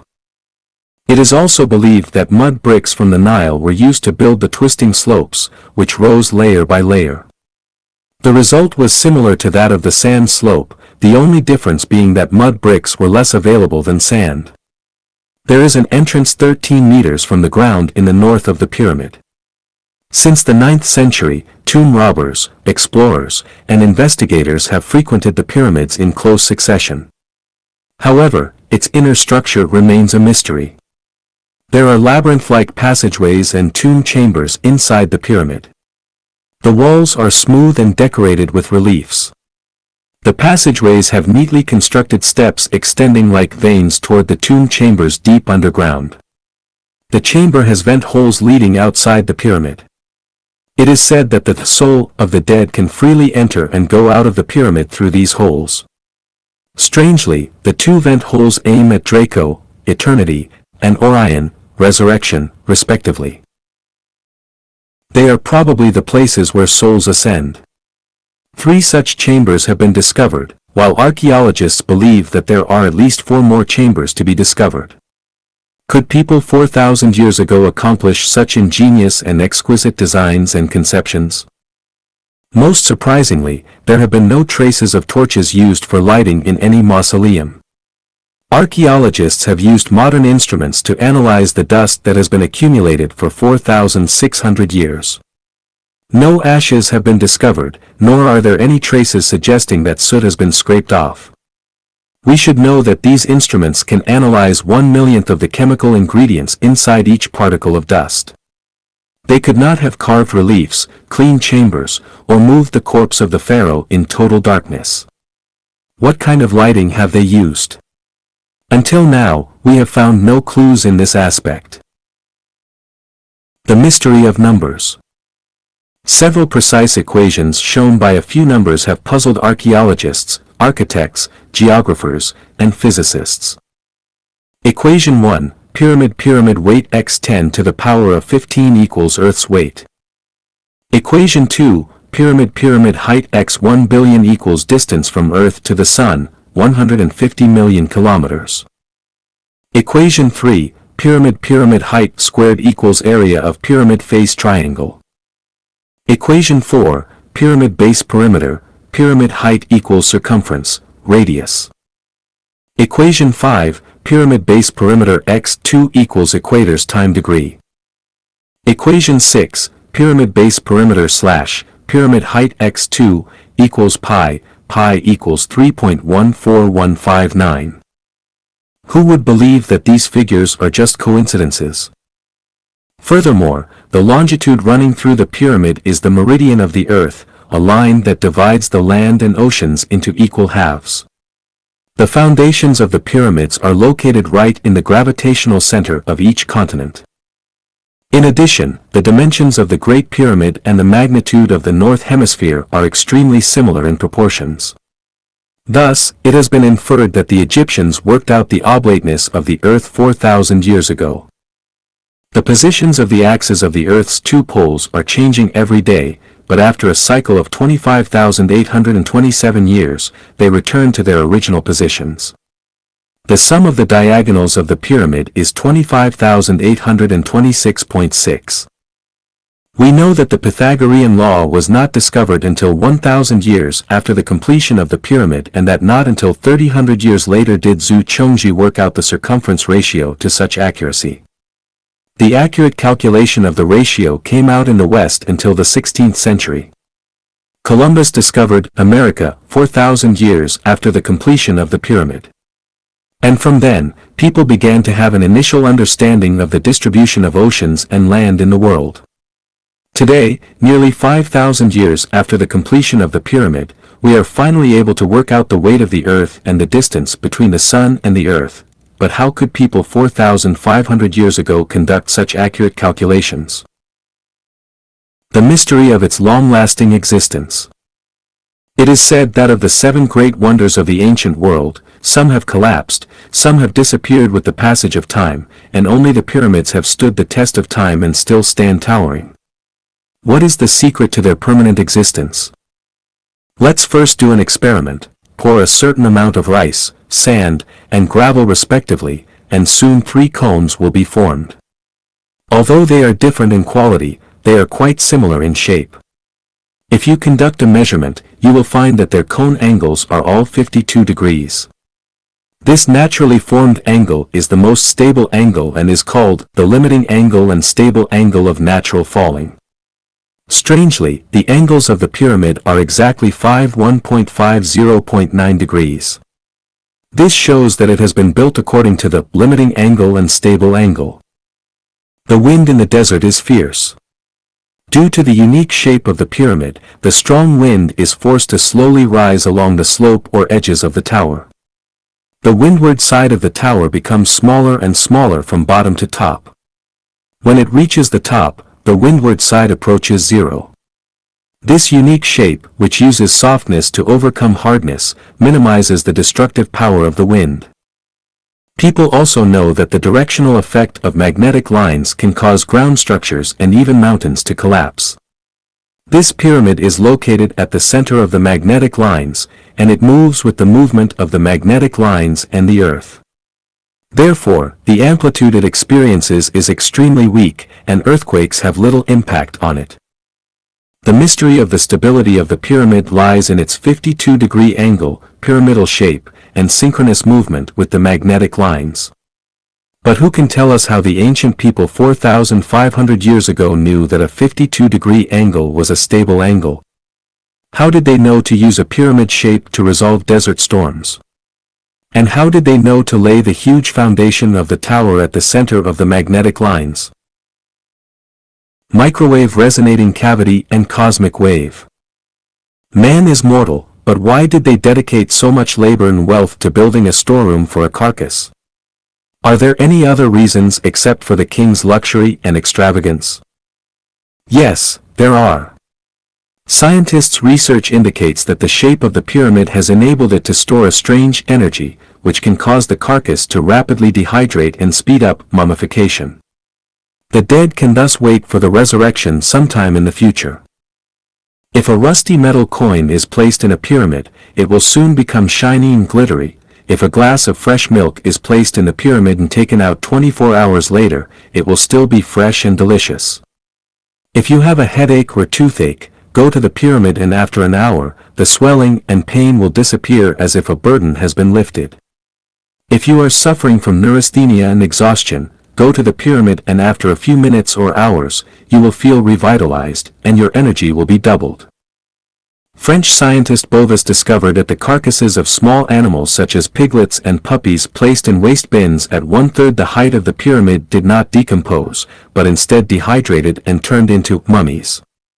He built a small pyramid in his workshop according to the dimensions and proportions of the Great Pyramid and achieved the same antiseptic and preserving effect. These small pyramids for home use were once popular in the United States for preservation and experimentation purposes. Czech radio technician Karl Delbar created the pyramid blade sharpener, based on Bovis's discovery and was awarded a patent by the Czech government in 1959. The Egyptian scientist Healy also did an experiment. After having put the bean seeds in the pyramid for some time, he found that the sprouts were 5 times longer, and the chlorophyll was 5 times more.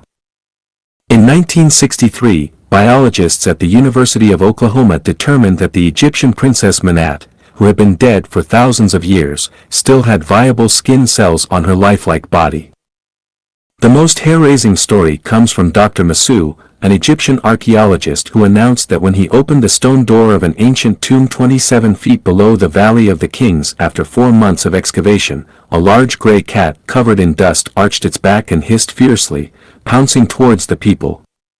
Several hours later, the cat died in the laboratory, but it faithfully guarded its master for 4,000 years. Some scientists believe that the structure of the pyramids creates a good microwave resonance cavity.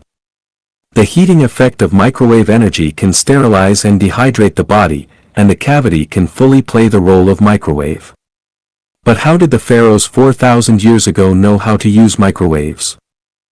Other scientists believe that any building can absorb different cosmic waves according to their external shapes. The granite in the pyramid has a battery-like effect, absorbing and storing various cosmic waves, while the limestone outside the pyramid prevents the diffusion of cosmic waves. The supernatural power generated inside the pyramid is the result of the action of cosmic waves. But how could the pharaohs 4,000 years ago know about cosmic waves and discover the relationship between cosmic waves and stone?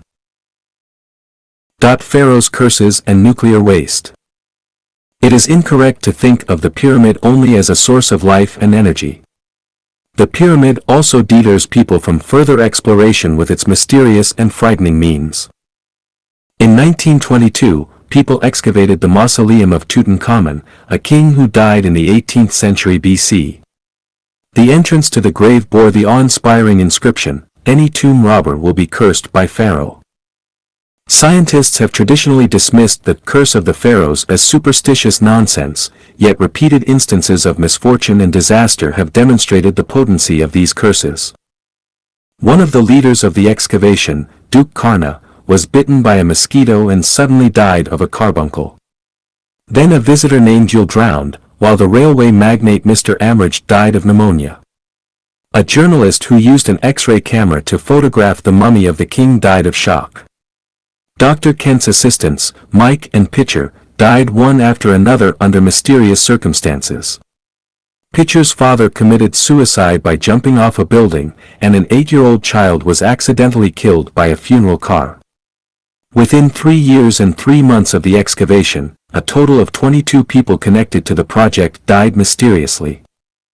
The Pyramid of Khufu also bears a terrifying inscription, "The wings of death shall fall upon those who disturb the pharaoh's peace." Dr. Ismail Taya, a professor at Cairo University, believes that there is a type of fungus called aspergillus in mummies' bodies. Infection with this fungus can cause inflammation of the respiratory system, red spots on the skin, and ultimately death due to difficulty breathing. The American Medical Journal once published an investigative report stating that out of 100 British tourists who had visited the pyramids, 40% died of cancer within 10 years, and they were not old. Moreover, those who were daring enough to climb to the top of the pyramid quickly experienced a state of coma and none survived. Recently, Professor Davidov from Barry University in Miami detected radiation decay in the pyramid. Apparently, this is the main reason why British tourists developed cancer. However, there is no such radiation outside the pyramid. It seems that the pyramid structure can prevent radiation leakage, so he put forward a new and bold hypothesis. The pyramids were nuclear waste storage facilities built by prehistoric extraterrestrials. Okay, the above introduction and analysis of the pyramids are very insightful, and there is no need for me to explain further. The fact is that the pyramids are not the work of human beings, nor are they the tombs of pharaohs. There are many reasons why the pharaohs' bodies were stored inside, and one of the main reasons was to prevent the secret of how the angels created humans from being leaked and copied by humans or other aliens, causing unnecessary trouble. The pharaohs were the supreme beings among humans, and their bodies were stored in the pyramid, so people would not try to enter the tower out of respect, thereby protecting the secret from being leaked. So, what about the curse of the pharaohs? 34. 34. The curse of the pharaohs, divine restraint. So what happens to those who dare to trespass into the pyramid? According to the curse of the pharaohs, all intruders will be killed, otherwise the secret will be leaked. But what is the curse of the pharaohs? When excavators such as Carter entered a spacious room under the pyramid, they found a mud sculpture board that read, "Death will come on swift wings to those who disturb the peace of the king." Another statue had the inscription, "I am the one who is matched with the scorching heat of the desert," which forces tomb robbers to flee and is responsible for guarding the tomb of Tutankhamun. These two sentences are the curse of the pharaohs. But does the curse really have an irresistible power? Let's look at some collected examples. The excavation leader Carnarvon fell ill soon after the tomb was opened on December 5, 1922, and died. His sister wrote in her memoirs, "Before he died, he had a high fever and kept shouting, 'I heard him calling me, and I'm going to join him.'" Another leader, Carter, died in 1939 at the age of 65, seemingly not affected by the curse, but his beloved canary was bitten to death by a cobra one day. In addition, his daughter hanged herself shortly after her father's death, leaving a note that read, "I can no longer bear the curse." In addition, one of Carter's assistants died of lung disease suddenly one day, 3 years after the excavation work had taken place, and another assistant died suddenly at the age of 45 in 1929. British investor Carnarvon was bitten by a bug and died in pain within 6 months after the project was completed. The nurse who accompanied him in the Cairo hospital heard him shouting loudly before he died, "I'm done, I've heard the call." This nurse also died later, inexplicably. 6 months after Carnarvon's death, his half-brother Hibbert committed suicide due to schizophrenia. In 1939, Carnarvon's mother-in-law also died suddenly, allegedly also bitten by a bug. American railroad tycoon Gruelle died suddenly of the plague shortly after entering the tomb. South African millionaire Sheikh Ali was visiting the excavation site of Tutankhamun's golden mask and fell into the Nile and drowned. Professor Richard, who used X-ray examination on the pharaoh's mummy, developed a high fever after working for several days and died soon after. The director of the Cairo Museum, Meller, did not believe in curses and boasted about it. 4 weeks later, he suddenly passed away due to heart disease, according to doctors. By the end of 1923, 22 people who participated in the excavation mysteriously fell ill and died. In 1971, Mr. Emery, an archaeologist who searched for ancient tombs about 30 kilometers south of Cairo, suddenly became paralyzed and died shortly after.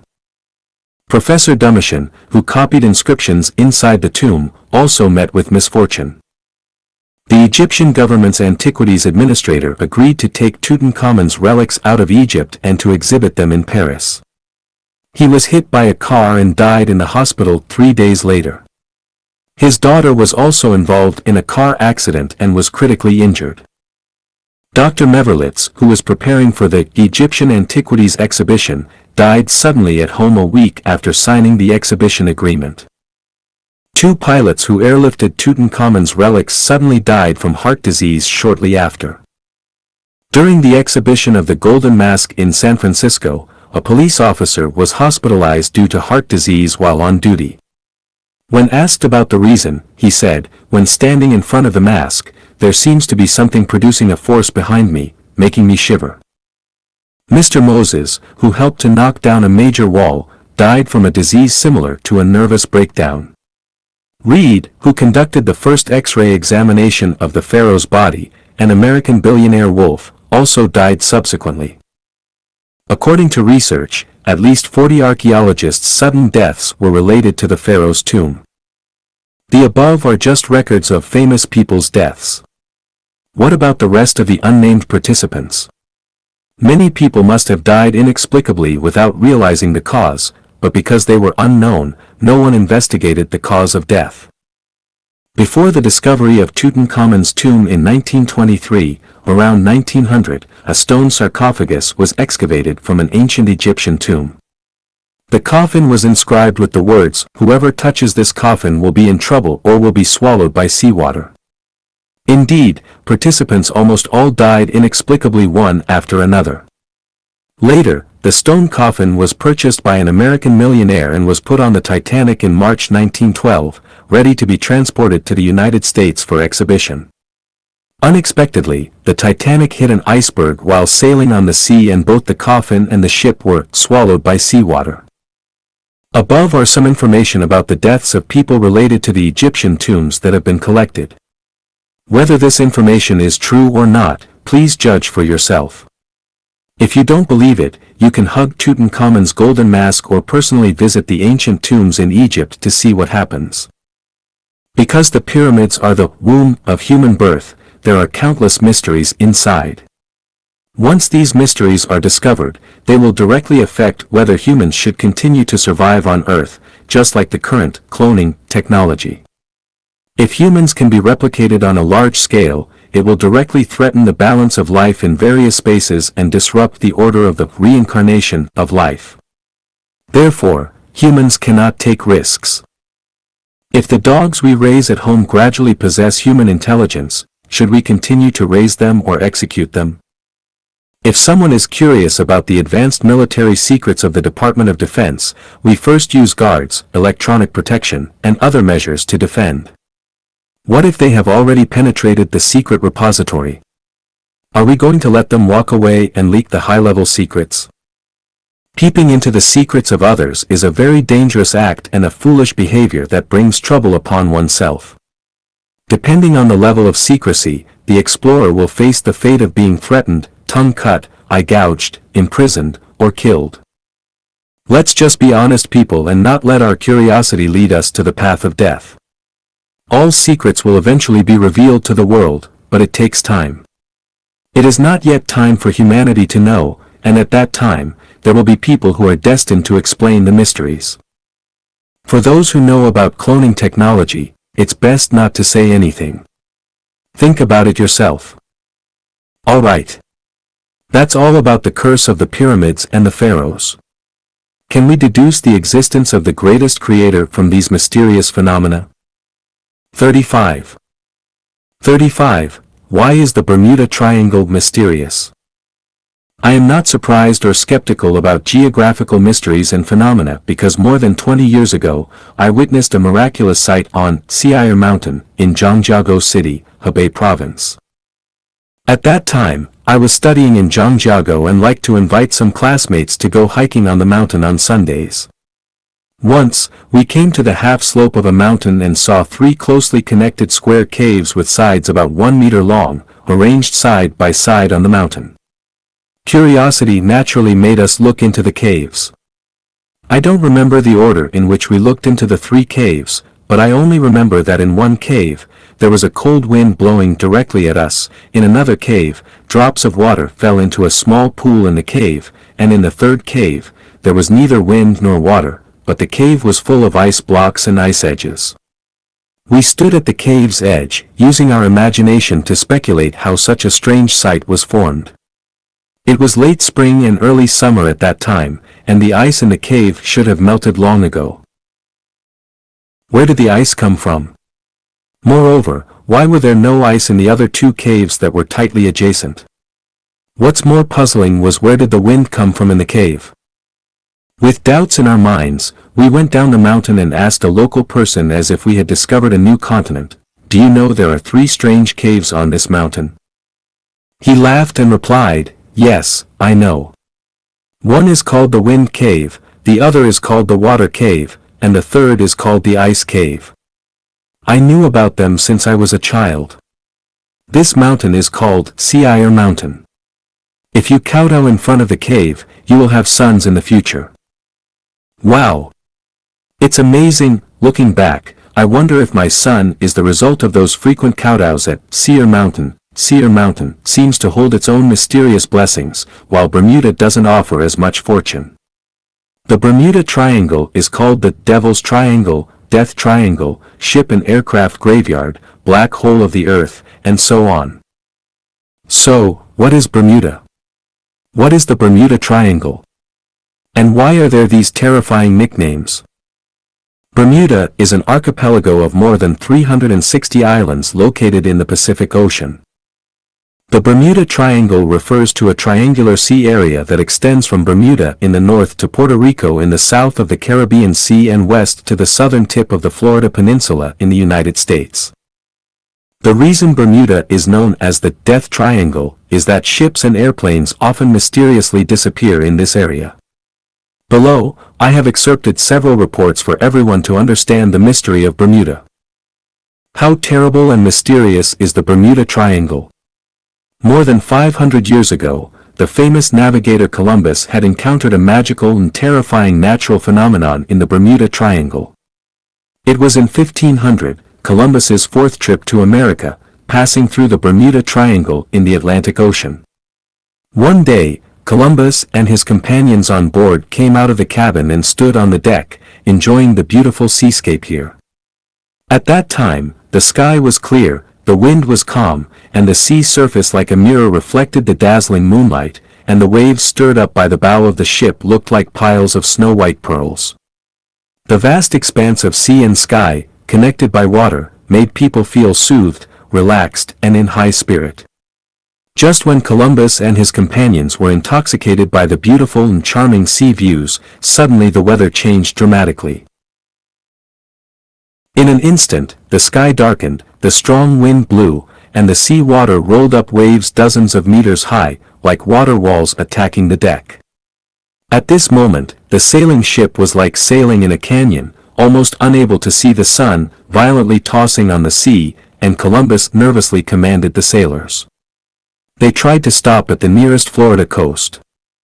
Although all the people on board worked together to turn the course, all the navigation instruments on board suddenly failed, and the sailors were dizzy. Unable to distinguish the direction, the sailing ship seemed like a wild horse out of control, no longer obeying the sailors' control, and could only drift. The people on board only hoped to keep the sailing ship safe and escape from the danger. Finally, after several days and nights of hard work, they were lucky to escape from the storm and everything returned to normal, and the ship sailed forward steadily. Columbus recorded this thrilling experience in his sailing log. Regarding the mysterious disappearance of ships and sailors in the Bermuda Triangle, the earliest recorded incident was in August 1840 when a French sailing ship called the Rosalie was found anchored in the waters near Bermuda. The ship had its sails up and was carrying intact cargo such as fruits and silks, but there was no trace of any crew members on board.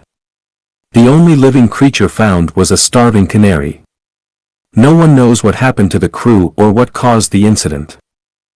In 1872, a similar incident occurred when a two-masted sailing ship called the Mary Celeste encountered trouble 100 nautical miles west of the Azores. The ship sent out a distress signal and 11 days later, when it was discovered by others, there was no sign of any crew members. However, the dining table was set with bread, butter, and other delicious food. Some teacups were still filled with coffee and water, the clock was ticking, and a bottle of machine oil was found on the sewing machine. All of these indicated that the ship did not encounter any severe weather conditions. But how can these phenomena be explained? In December 1945, Captain Taylor led 14 pilots from the U.S. 19th Flight Squadron on a training flight with 5 Avenger torpedo bombers from the airport in Fort Lauderdale, Florida. Taylor was an experienced pilot with 2,599 flying hours under his belt and should have had no problem completing such a training mission. However, when the squadron flew over the Bahamas base suddenly received a call from Taylor, "My compass is not working. I am flying over land that is not connected." For the next 2 hours, radio communication was intermittent but showed that they were flying roughly north or east. At 4 p.m., the command post received another call from Captain Taylor, "I can't figure out my position, I don't know where I am." Then the radio signal became weaker until it fell silent. The command post realized that something was wrong and immediately dispatched a seaplane to search. Half an hour later, people on an oil tanker saw a fireball, and the seaplane had crashed. In just 6 hours, 6 planes and 15 pilots disappeared without a trace, leaving authorities puzzled. The military decided to conduct the largest search ever, involving 300 aircraft and 21 ships, including aircraft carriers. The search covered every inch of the sea from the Bermuda Triangle to the Gulf of Mexico, lasting for 5 days, but still no trace of the 6 planes was found. In 1935, the sailors on the Italian freighter Rex watched as the American sailing ship La Dorada was gradually swallowed by the waves. However, 5 days later, they saw with their own eyes that the sailing ship was miraculously floating on the sea again.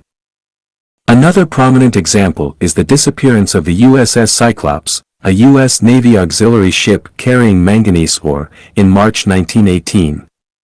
The giant cargo ship had 309 sailors and was equipped with good radio equipment at the time, yet it vanished without sending any distress signals. In 1951, while searching for a missing military ship in this area, a Brazilian seaplane discovered a massive black object moving at an astonishing speed beneath the waters of the Bermuda Triangle. In February 1977, someone piloting a private seaplane over the Bermuda Triangle found that the compass needle was off by dozens of degrees, and the people eating on board noticed that their knives and forks had become bent. After leaving the area, they also discovered strong noise recorded on the tape of their tape recorder. A captain of the American Maritime Rescue Company once said that when he was passing through the Bermuda Triangle on a ship, the compass needle suddenly swung violently, and the diesel engine that was running suddenly lost power. The waves were turbulent, and there was thick fog all around the ship. He ordered the engineer to go full speed ahead, and finally broke through the thick fog. However, the waves outside this area were not big, and there was no fog. He said he had never seen anything like it before. In 1943, a Dr. Jussa, under the cooperation of the U.S. Navy, conducted an experiment using 2 powerful magnetic generators. After the generators were turned on, green smoke rose around the ship, and both the ship and the crew experienced some kind of stimulation. Some people recovered after treatment, but Jussa committed suicide afterwards. The result of the experiment was never published. In 1979, a joint expedition of American and French scientists discovered a huge underwater pyramid on the seabed of the Bermuda Triangle. According to photos taken by Charles Berlitz, honorary curator of the Miami Museum in the United States, this underwater pyramid is even larger than the Great Pyramid of Egypt. There are 2 black holes on the body of the pyramid, and seawater flows through them at high speed. The missing ships and planes all disappeared mysteriously without leaving any trace. Some crew members vanished without a trace, while the ship and other items remained intact. Why is this so? This dates back to 2 billion years ago, when the greatest creator sent many angels, super celestial beings and Buddhas, to Earth to create life forms other than humans. These angels built many life manufacturing laboratories, known as pyramids, on the 30-degree north and south latitudes along the Bermuda, Pacific, and Atlantic Oceans. After 500 million years of work, the projects were completed, and they withdrew from Earth. These areas were not seas at the time, but rather mild climate and spring-like land. In order to keep the secret, they treated these areas like children playing with mud, chefs kneading dough, sinking areas with pyramids to the bottom of the ocean, and raising the sea level to create land. The current continents were formed 1.5 billion years ago, and the Himalayas were also created at that time. Just as the pyramids in Egypt prevented others from entering, preventive measures were also taken in areas such as the Bermuda Triangle. As for the mysteries within, they can only be understood from the perspectives of space and time. Please refer to the Universe, Time and Space chapter. 36. 36. Mirage, the emergence of the Elysium world. If I were to say that mirages are the emergence of the Elysium world, scientists, especially meteorologists and optical scientists, would surely scoff and say that I know nothing about the refraction and total reflection of light. Indeed, my knowledge of optics and meteorology is only superficial, and I dare not show off my shallow knowledge in these fields, for fear of showing off my skills in front of an expert or displaying low-level skills in front of an expert to impress them. But since I have a clear understanding of the origin of the universe, the origin of life, the origin of humanity, and the 36-dimensional spaces in my consciousness, I also have my own explanation for mirages. I hope that experts can further analyze them from different perspectives. What is a mirage? A mirage is the revelation of the celestials and Buddhas to human beings. It is the emergence of a drop of the scenery of the Elysium world of the 36-dimensional spaces in the human world. In other words, a mirage is the true scene of the existence of the Elysium world.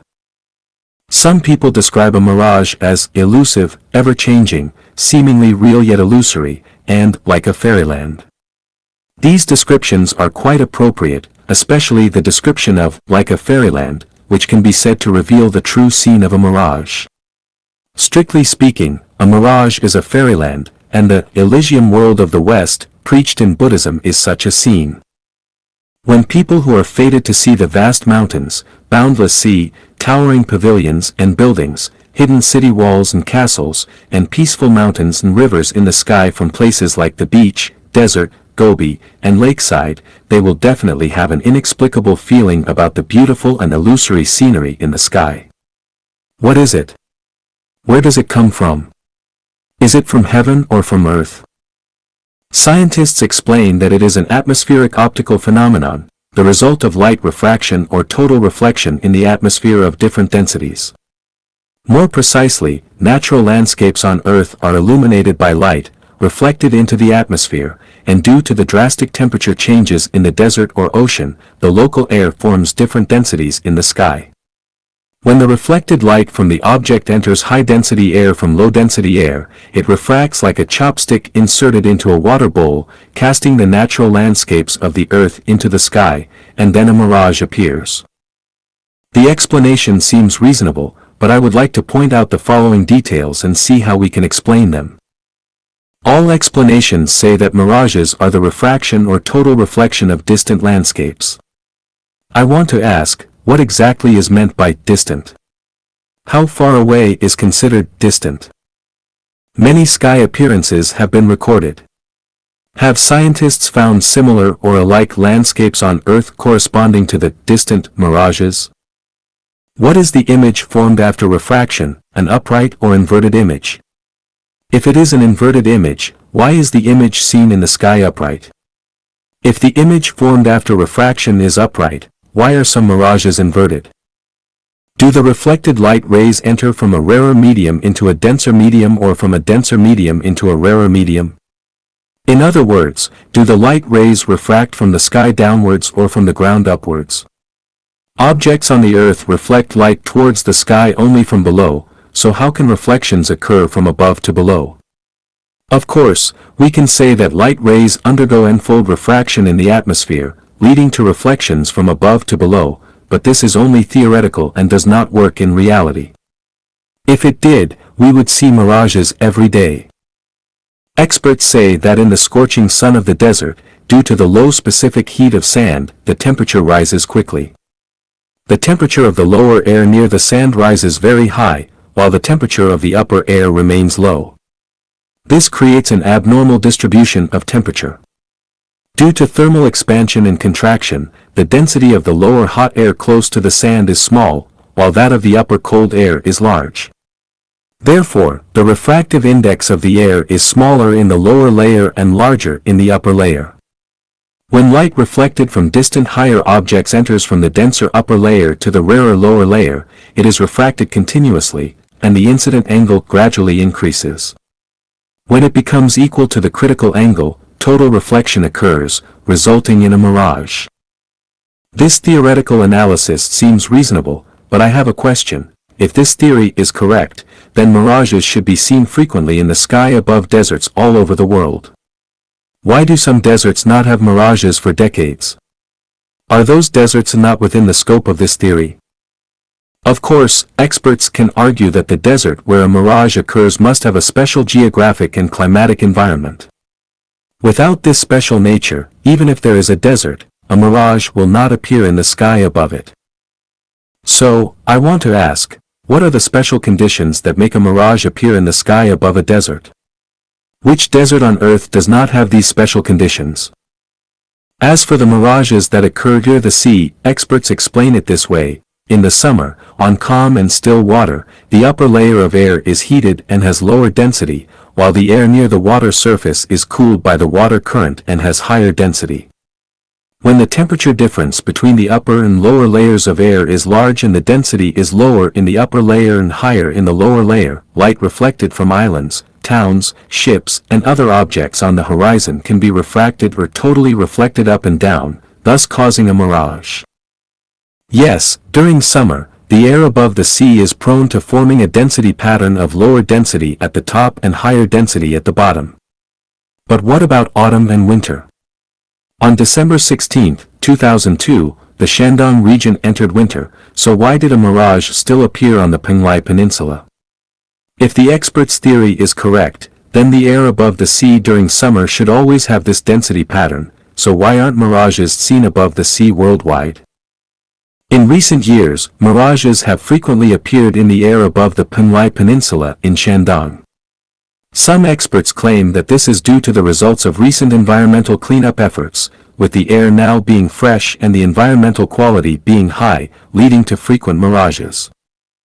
This claim seems more like a politician's language rather than a conclusion from experts. If this is indeed the expert's viewpoint, then I have a question. When the Industrial Revolution had not yet happened on Earth, the air in the Penglai Peninsula was even fresher and of even better quality than it is now, so why didn't mirages appear frequently? Instead, they only appeared every few years. How does the air quality in Hawaii compare to that of the Penglai Peninsula, and why aren't mirages seen frequently there? Of course, experts will argue that the unique natural environment of the Penglai Peninsula is the main factor leading to the appearance of mirages, and other places do not have this uniqueness, making it less likely for mirages to appear. If this claim is correct, then I must ask another question. Since the Penglai Peninsula has a unique natural condition, shouldn't the appearance of the mirage be roughly the same each time? Why do the images of the mirage differ every time it appears? Does the natural environment of the Penglai Peninsula change every year? From the theory of light refraction, we know that when light passes through a medium with uniform density, its direction and speed of propagation usually remain unchanged. However, when light passes through two media with different densities at an oblique angle, at the interface where the two media meet, not only does the speed of propagation change, but the direction of the light also deviates. This theory is correct, but if we use this theory to explain mirages, it is not acceptable. From the perspective of the atmosphere, not only is the density different between the convection layer, isothermal layer, intermediate layer, ionosphere, and exosphere, but the density also varies within the same atmospheric layer. Therefore, when the sun shines on the Earth, there must be light refraction occurring, and just like how we see the moon in the water, we can also see many illusory suns in the atmosphere. So why can't we see them? The density of air is not only different during the day but also at night. When the full moon hangs in the sky, we can see the mirage of the moon reflecting on the water. So why can't we see the illusory reflection of the moon refracted into different densities of air in the sky? My explanation for the mirage is that it's not a reflection of earthly scenery in the sky, but a distortion of time and space of the Elysium world, which is a deliberate arrangement by the greatest creator to indicate to humanity that your sky is not illusory, but another time and space, another world, and that you humans have a bright future. When I introduced the Elysium of the 36-dimensional spaces, I already explained that the 1,000-year world and the 10,000-year world are very far away, while the Elysium world is right here, and the entire universe of the Earth belongs to the Elysium world. That is to say, the Earth, the Solar System, the Milky Way, the Rotary River Galaxy, and the Low Rotary Galaxy all belong to the Elysium world. Everything we see is a kind of illusory image. Mirages are illusory, transient beauty is illusory, flowers and trees are illusory, insects, birds, and beasts are illusory, rivers, lakes, and seas are illusory, the universe is illusory, and life is also illusory.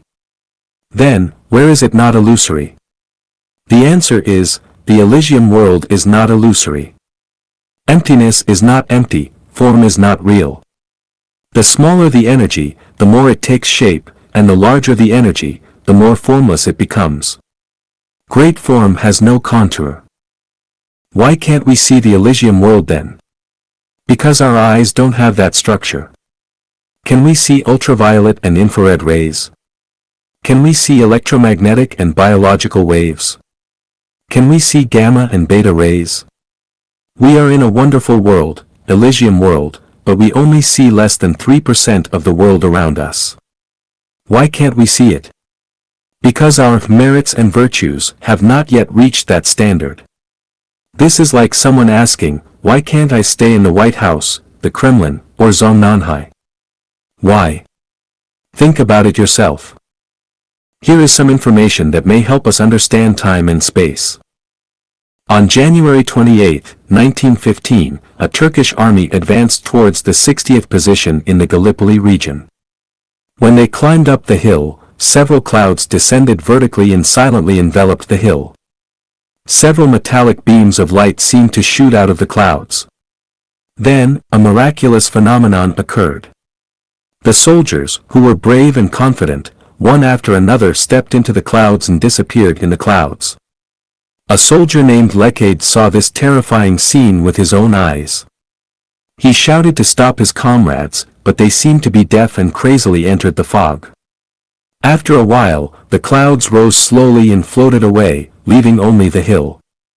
The whole army disappeared without a trace. Where did they go? They entered the mirage. In 1994, an Italian passenger plane flying over the African coast suddenly disappeared on the radar screen in the control room, and then reappeared after a while. When the flight crew landed at the airport, the duty officer asked what had happened during the flight and why they suddenly lost track of it. The flight crew was puzzled and could not figure out what had happened because their flight had been going well without any accidents. Later, someone unexpectedly discovered that his watch was 20 minutes slow, and upon investigation, it was found that all the crew members and 315 passengers on the plane also had watches that were 20 minutes slow. What happened during those 20 minutes? Where did they go? Why weren't they aware of it? And why didn't it show up on the radar screen? In the Universe, Time and Space chapter, I talked about how time is divided into latitudinal time and longitudinal time. Longitudinal time is the time of the material world, and latitudinal time is the time of the non-material world. Humans exist in longitudinal time, which is like the x-axis of a complex function, while latitudinal time is the z-axis. When a person or object disappears from longitudinal time, they enter the realm of latitudinal spacetime. No matter when they return, it is still the same time point for them, but for us, it may have been a year, 10 years, or hundreds of years. The Italian plane disappeared for 20 minutes because it entered the realm of latitudinal spacetime. For the plane and the people on board, it might have been just a blink of an eye, so they were not aware that they had disappeared. However, for the people in the airport control room, it was a full 20 minutes. What is the realm of latitudinal spacetime? The mirage is an example of the realm of latitudinal spacetime. When I was a child, my grandmother told me a story. One day, a woodcutter got lost in the mountains while chopping wood. He wandered around for a while and suddenly saw two old men playing chess on a beautiful hillside. He didn't want to disturb them, so he squatted next to them to watch. Everything was so peaceful and natural, but the only thing that confused him was that the leaves on the trees next to him turned from yellow to green, and then from green to yellow, changing colors from time to time. After a while, when he looked away and then back, the two old men were gone. He shuddered and suddenly realized that this was a place he was very familiar with from chopping wood before. He followed the familiar path home. When he arrived at the village, he found that his village had undergone a great change. He suspected that it was not his own village. He walked towards his home along the path he remembered, and everyone he met on the way looked at him with unfamiliar eyes. He didn't recognize any of them. He suspected that he had gone to the wrong village and asked the people he met about his old village. They all said that it was the village he was asking about. He asked if they knew certain people, but they replied that they were someone's grandfather or grandmother who had already passed away. When he asked about himself, they answered that he was someone's grandfather who had gone out to chop wood one day when he was young and never returned. Now let's analyze why the woodcutter got lost while he was chopping wood in a familiar mountain. This was because he suddenly entered a mirage, and the environment was no longer the familiar environment he had known before. Therefore, he was bound to get lost. Why did he suddenly understand where he was after shivering? This was because the mirage disappeared, and he stood in the place he had been familiar with before, so he suddenly understood. Why wasn't he disappearing together with the mirage since he was fortunate enough to be in the mirage, the Elysium world? This was because his spiritual quality had not yet reached the standard of living completely in the Elysium world. Then why did he have to witness the scene of the Elysium world with his own eyes? This was because he was destined to, and the two old men playing chess were definitely his relatives and friends in his previous life who had come to enlighten him and make him understand that although he did not yet have the qualifications to live completely in the Elysium world does exist. He could realize this truth, laying a foundation for him to enter the Elysium world in the future. This is a story about time and space. The woodcutter entered another realm of time and space, and when he returned from latitudinal time, he was still himself, but hundreds of years had passed in the longitudinal time of the mortal world. Therefore, the mirage is just an emergence of the Elysium world. Those who see the mirage may not have entered that realm, but they have the fortune to witness the scenery of the Elysium world. The mirage can appear not only in the sky but also on the ground. The scene of two old men playing chess that the woodcutter saw was a mirage on the ground. Even though there were many people near the mountain at that time, only the woodcutter could see it.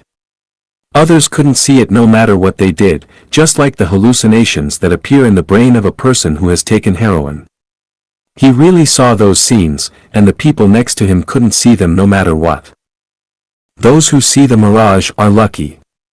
If we realize that different time and space have different scenery, we can develop our thinking and understand that our world is just a material world in the space-time of the universe.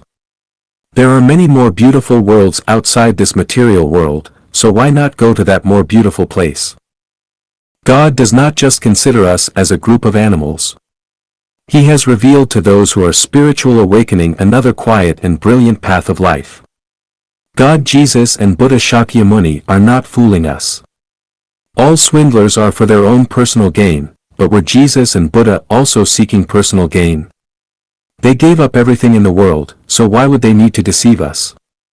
Deceiving wealthy people can bring them money, deceiving officials can bring some benefits, but what is the point of deceiving us who have nothing? 37. Dream, what does it signify? Dreamland is one of the 36-dimensional time and spaces. A dream is a phenomenon behind which there is a hidden essence, as is the case with any phenomenon. It is the hidden essence that has caused the emergence of the phenomenon. A mirage is only a phenomenon, but the essence that has caused the phenomenon of a mirage is the Elysium world. Movement is a phenomenon, but the essence causing the occurrence of this phenomenon is instinct and gravitation. Man is also a phenomenon, and the essence prompting the emergence of man is the transmigration of life.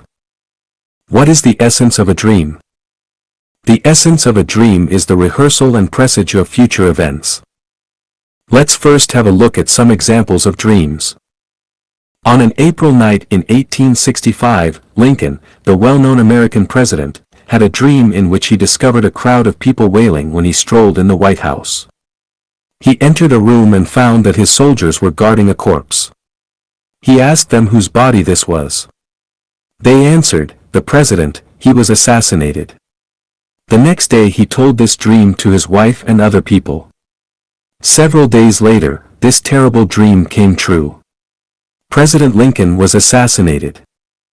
Before the sailing of the famous passenger ship, Titanic, a British merchant named Canon Middleton dreamed of the ship floating on the sea with upturned keels, crews, and passengers around were swimming and floating.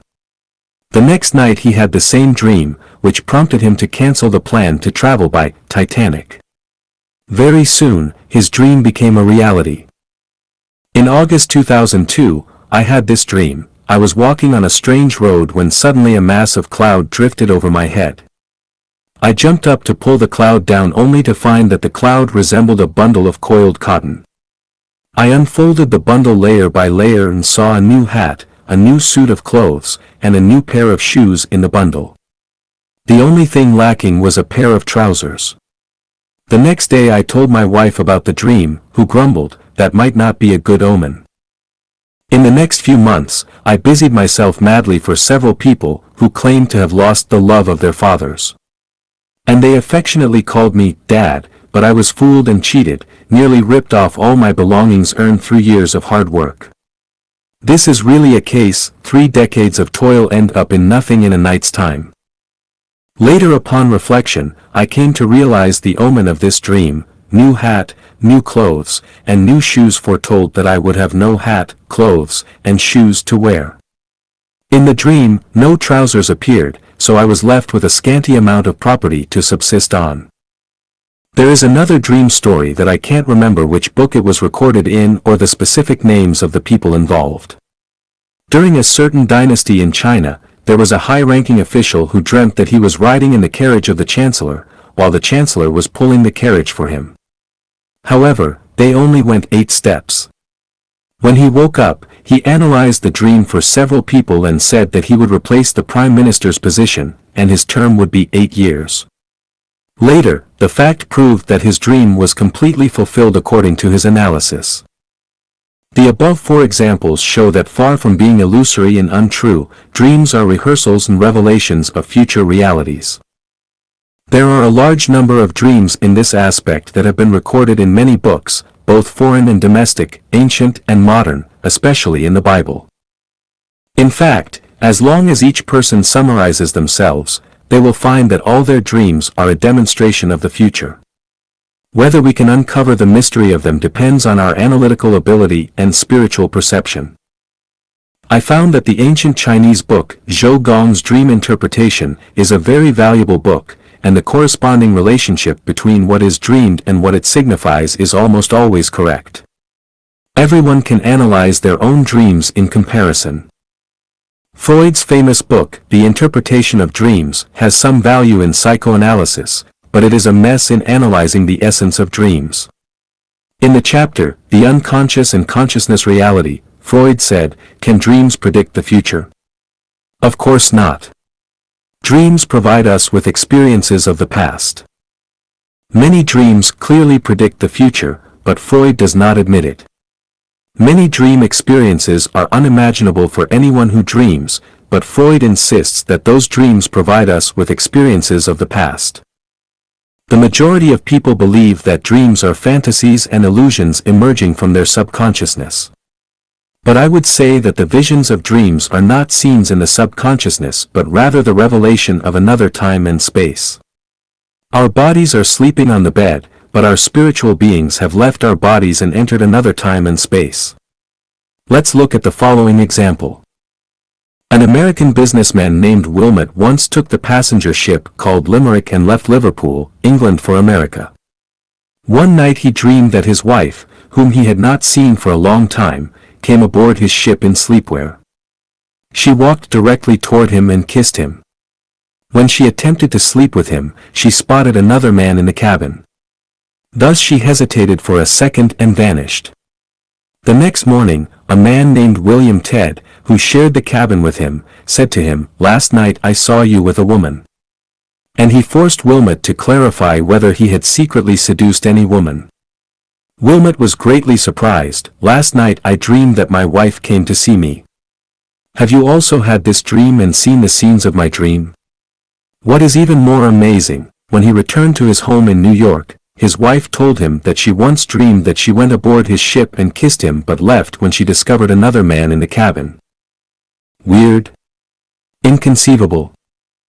The above is a typical dream. In fact, none of our dreams are illusory, instead, they all have a solid existence. A story is thus recorded in a book. Two girls shared a room with two separate beds. One night, one of the girls dimly saw a handsome man having sex with her roommate. The roommate was groaning with a great sense of comfort. Blushing shamefully, she quickly covered her head with the quilt. After a while, when she had completely sobered up, she lifted the quilt to steal another glance but found that the man had left, and her roommate was sleeping like a log. The next morning, she impatiently said to her roommate, "What did you do last night? Be honest and tell me who that man was." Completely taken aback, her roommate thought to herself, "How did she know what happened in my dream last night?" So she put on a bold face, "What man? I have been sleeping on my bed all night. Stop talking nonsense." The girl rebuked, "I thought we were good friends for years. I saw clearly that you were sleeping with a handsome man last night, why do you deny it?" Without a choice, her roommate told her that in her dream last night, she could not resist the temptation of a handsome man and had an affair with him. Things in dreams are more complex than things in the real world. Even if a person spends their entire lifetime studying dreams, they cannot fully explore them. I will only give a few examples to tell everyone that dreams are another time and space, another real world. So far, human understanding of dreams is only at the surface level. Only by believing in the greatest creator can we uncover many mysteries in the universe. Without the greatest creator, we humans are like a group of headless flies, blindly bumping into things. 38. 38. Religion and the greatest creator. First, we must understand what religion is. Religion is a spiritual and psychological activity through which man gets to know, believe in, worship, and follow gods and Buddhas. Strictly speaking, only Christianity and Buddhism are true religions. Although Islam and Catholicism are also religions, their excessive administrative interference in secular affairs means that they cannot be considered pure religions. Although Hinduism predates Buddhism, it can only be seen as a source of Buddhism. Sikhism is a hybrid derivative of Indian Bhakti movement and Islamic Sufism, and its content can be found in Buddhist scriptures and the Quran, so it does not have an independent ideological system.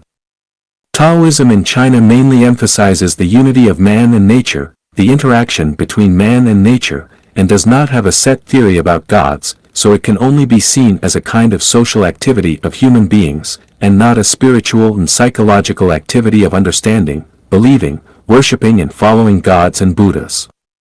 Shintoism in Japan is a hybrid of Buddhism and Taoism and has no new content or system.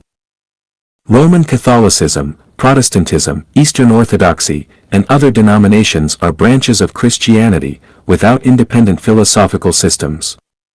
The original religions were mainly worship of ghosts, ancestors, totems, and idols, without a complete understanding of gods. Therefore, they can only be regarded as a social activity of people and cannot rise to the height of religion. Ancient Egyptian religion, ancient Babylonian religion, worship of the Emperor of Heaven during the Yin and Zhou dynasties in China, Phoenician religion, Hittite religion, Vedic religion, ancient Iranian religion, and so on, were basically the evolution of primitive religions, mainly worshipping nature or natural forces, without a perfect understanding of God. Therefore, they can only be regarded as a social activity and cannot become pure spiritual and psychological activities. Zoroastrianism, called the worship of fire in Chinese history, had its own independent understanding of God and was later absorbed by Christianity and Buddhism. Its essence can be found in the classics of Christianity and Buddhism. The essence of the two teachings, three levels, theory of Manichaeism, called Mingjiao in China, can also be found in the classics of Christianity and Buddhism, but it cannot be regarded as an independent and perfect system. Brahmanism is essentially Vedic religion, a religion in ancient India, whose gods were mainly personified natural phenomena. Its 3 paths and 4 lives theory was corrected and promoted by Shakyamuni. Hinduism has a long history and a vast content, but it lacks a clear idea and route, giving people a sense of confusion and being at a loss. Therefore, it cannot be called a religion. Jainism has a long history and an independent theoretical system. Its essence has been included in Buddhism, and its dross has been overturned by science. It cannot continue to survive as a religion. Strictly speaking, Judaism is not a religion of God, but a religion of the greatest Creator. Its scriptures mainly include the Old Testament part of the Christian Bible. However, as a religion of the greatest Creator, it is not perfect and cannot answer the minimum questions about the characteristics of the greatest Creator, making people unconvinced. Although the Kirtan and the Bhakti movement pursue spiritual perception and love for God, it confuses the greatest Creator and gods, and its leader does not recognize it as a religion, but as a scientific movement, which also confuses science and religion. Therefore, we can only regard it as a manifestation of ancient Indian philosophy in the current stage and cannot rise to the level of religion. Other small religious groups are blind spiritual and emotional pursuits of some people's emotional and spiritual emptiness, wanting to get rid of loneliness and seek group recognition or comfort, like a group of people gathering together to chat and relieve boredom, which cannot become a religion. In the future, only Christianity and Buddhism will remain as religions, and the rest will gradually decline with the development of science and human progress. Christianity and Buddhism are two relatively independent and relatively complete religions, but they are also two conflicting religions. However, as a social phenomenon, religion will inevitably disappear over time and all religions, beliefs, schools of thought will be unified into one uniform belief system. How can all religions be unified into one uniform belief system? Let's take a look at the religions that have appeared in history. At the beginning of each religion, all its followers were firmly convinced that their religion was the only true religion that would exist forever and that other religions were all evil cults and heresies. However, with the development of time, the progress of mankind, and especially the flourishing of science, those religions have all faded out from the stage of history. Then, can Christianity and Buddhism exist forever? We have to ask the greatest Creator to answer this question. Can the greatest Creator create two mutually contradicting religions? If this question is not easy to answer, we might as well ask directly, was religion created by the greatest Creator? If the answer is yes, then the disappearance of religions and the mutual contradictions between different religions can only prove the disorganized thinking of the greatest Creator. However, the greatest Creator we recognize is not like that. If the answer is no, this shows that Christianity and Buddhism are not the religion of the greatest Creator. Since religion is not created by the greatest Creator, we can say it was created by humans, or by gods, or by Buddha. Regardless of whether it was created by humans, gods, or Buddha, if it contradicts itself, cannot answer all the questions raised by humans, and cannot explain all phenomena related to the universe, nature, and life, then this religion will be unable to continue guiding humanity. Therefore, no matter how much the followers of the religion cannot accept reality emotionally, the inevitable outcome of this religion is decline. Religion was progressive and drove the development of human history when it first appeared. But if we hold on to certain dogmas and use doctrines from 2,000 years ago to guide people's current activities, it will hinder the development of our spirituality. It is like dynasties in human history. When they were first established, they greatly promoted the development of social productivity and promoted social progress. However, as time went on, what was once progressive became outdated and became a shackle that hindered social development.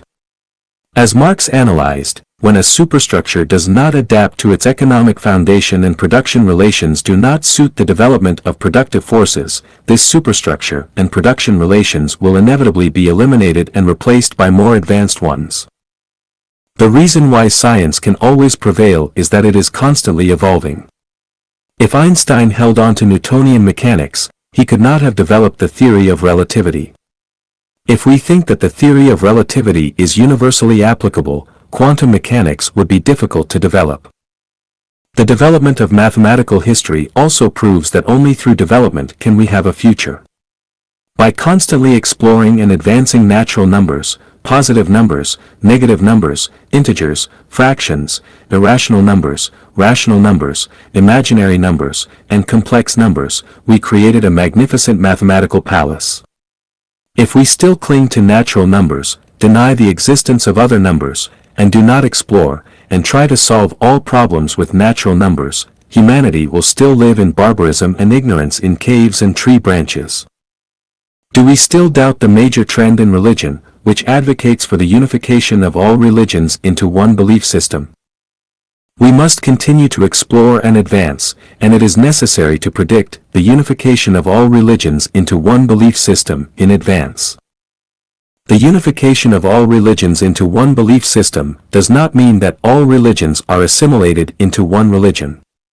It is no longer a spiritual and psychological activity of understanding the greatest creator, believing in the greatest creator, worshipping the greatest creator, and following the greatest creator, but rather a reverence and praise of the greatest creator. There is only one greatest creator in the universe, but there are countless gods. The greatest creator is not a god, and a god is not the greatest creator. Worshipping gods can only obscure people's vision. Only by worshipping the greatest creator can we have a clear direction forward. The unification of all religions into one belief system is the liberation of human nature, not another spiritual and mental shackle for humanity. It allows people to enjoy life freely, rather than being bound to a church or temple to perform tedious rituals. The unification of all religions into one belief system means equality for all, not setting up more popes, spiritual leaders, priests, and monks to dictate people's lives and actions. The unification of all religions into one belief system does not have fixed scriptures and doctrines, but it is about promoting all the wisdom achievements of humanity. The unification of all religions into one belief system is no longer about followers of different religions. Everyone is a follower, and at the same time, nobody is a follower. All people are children of the greatest creator, not of any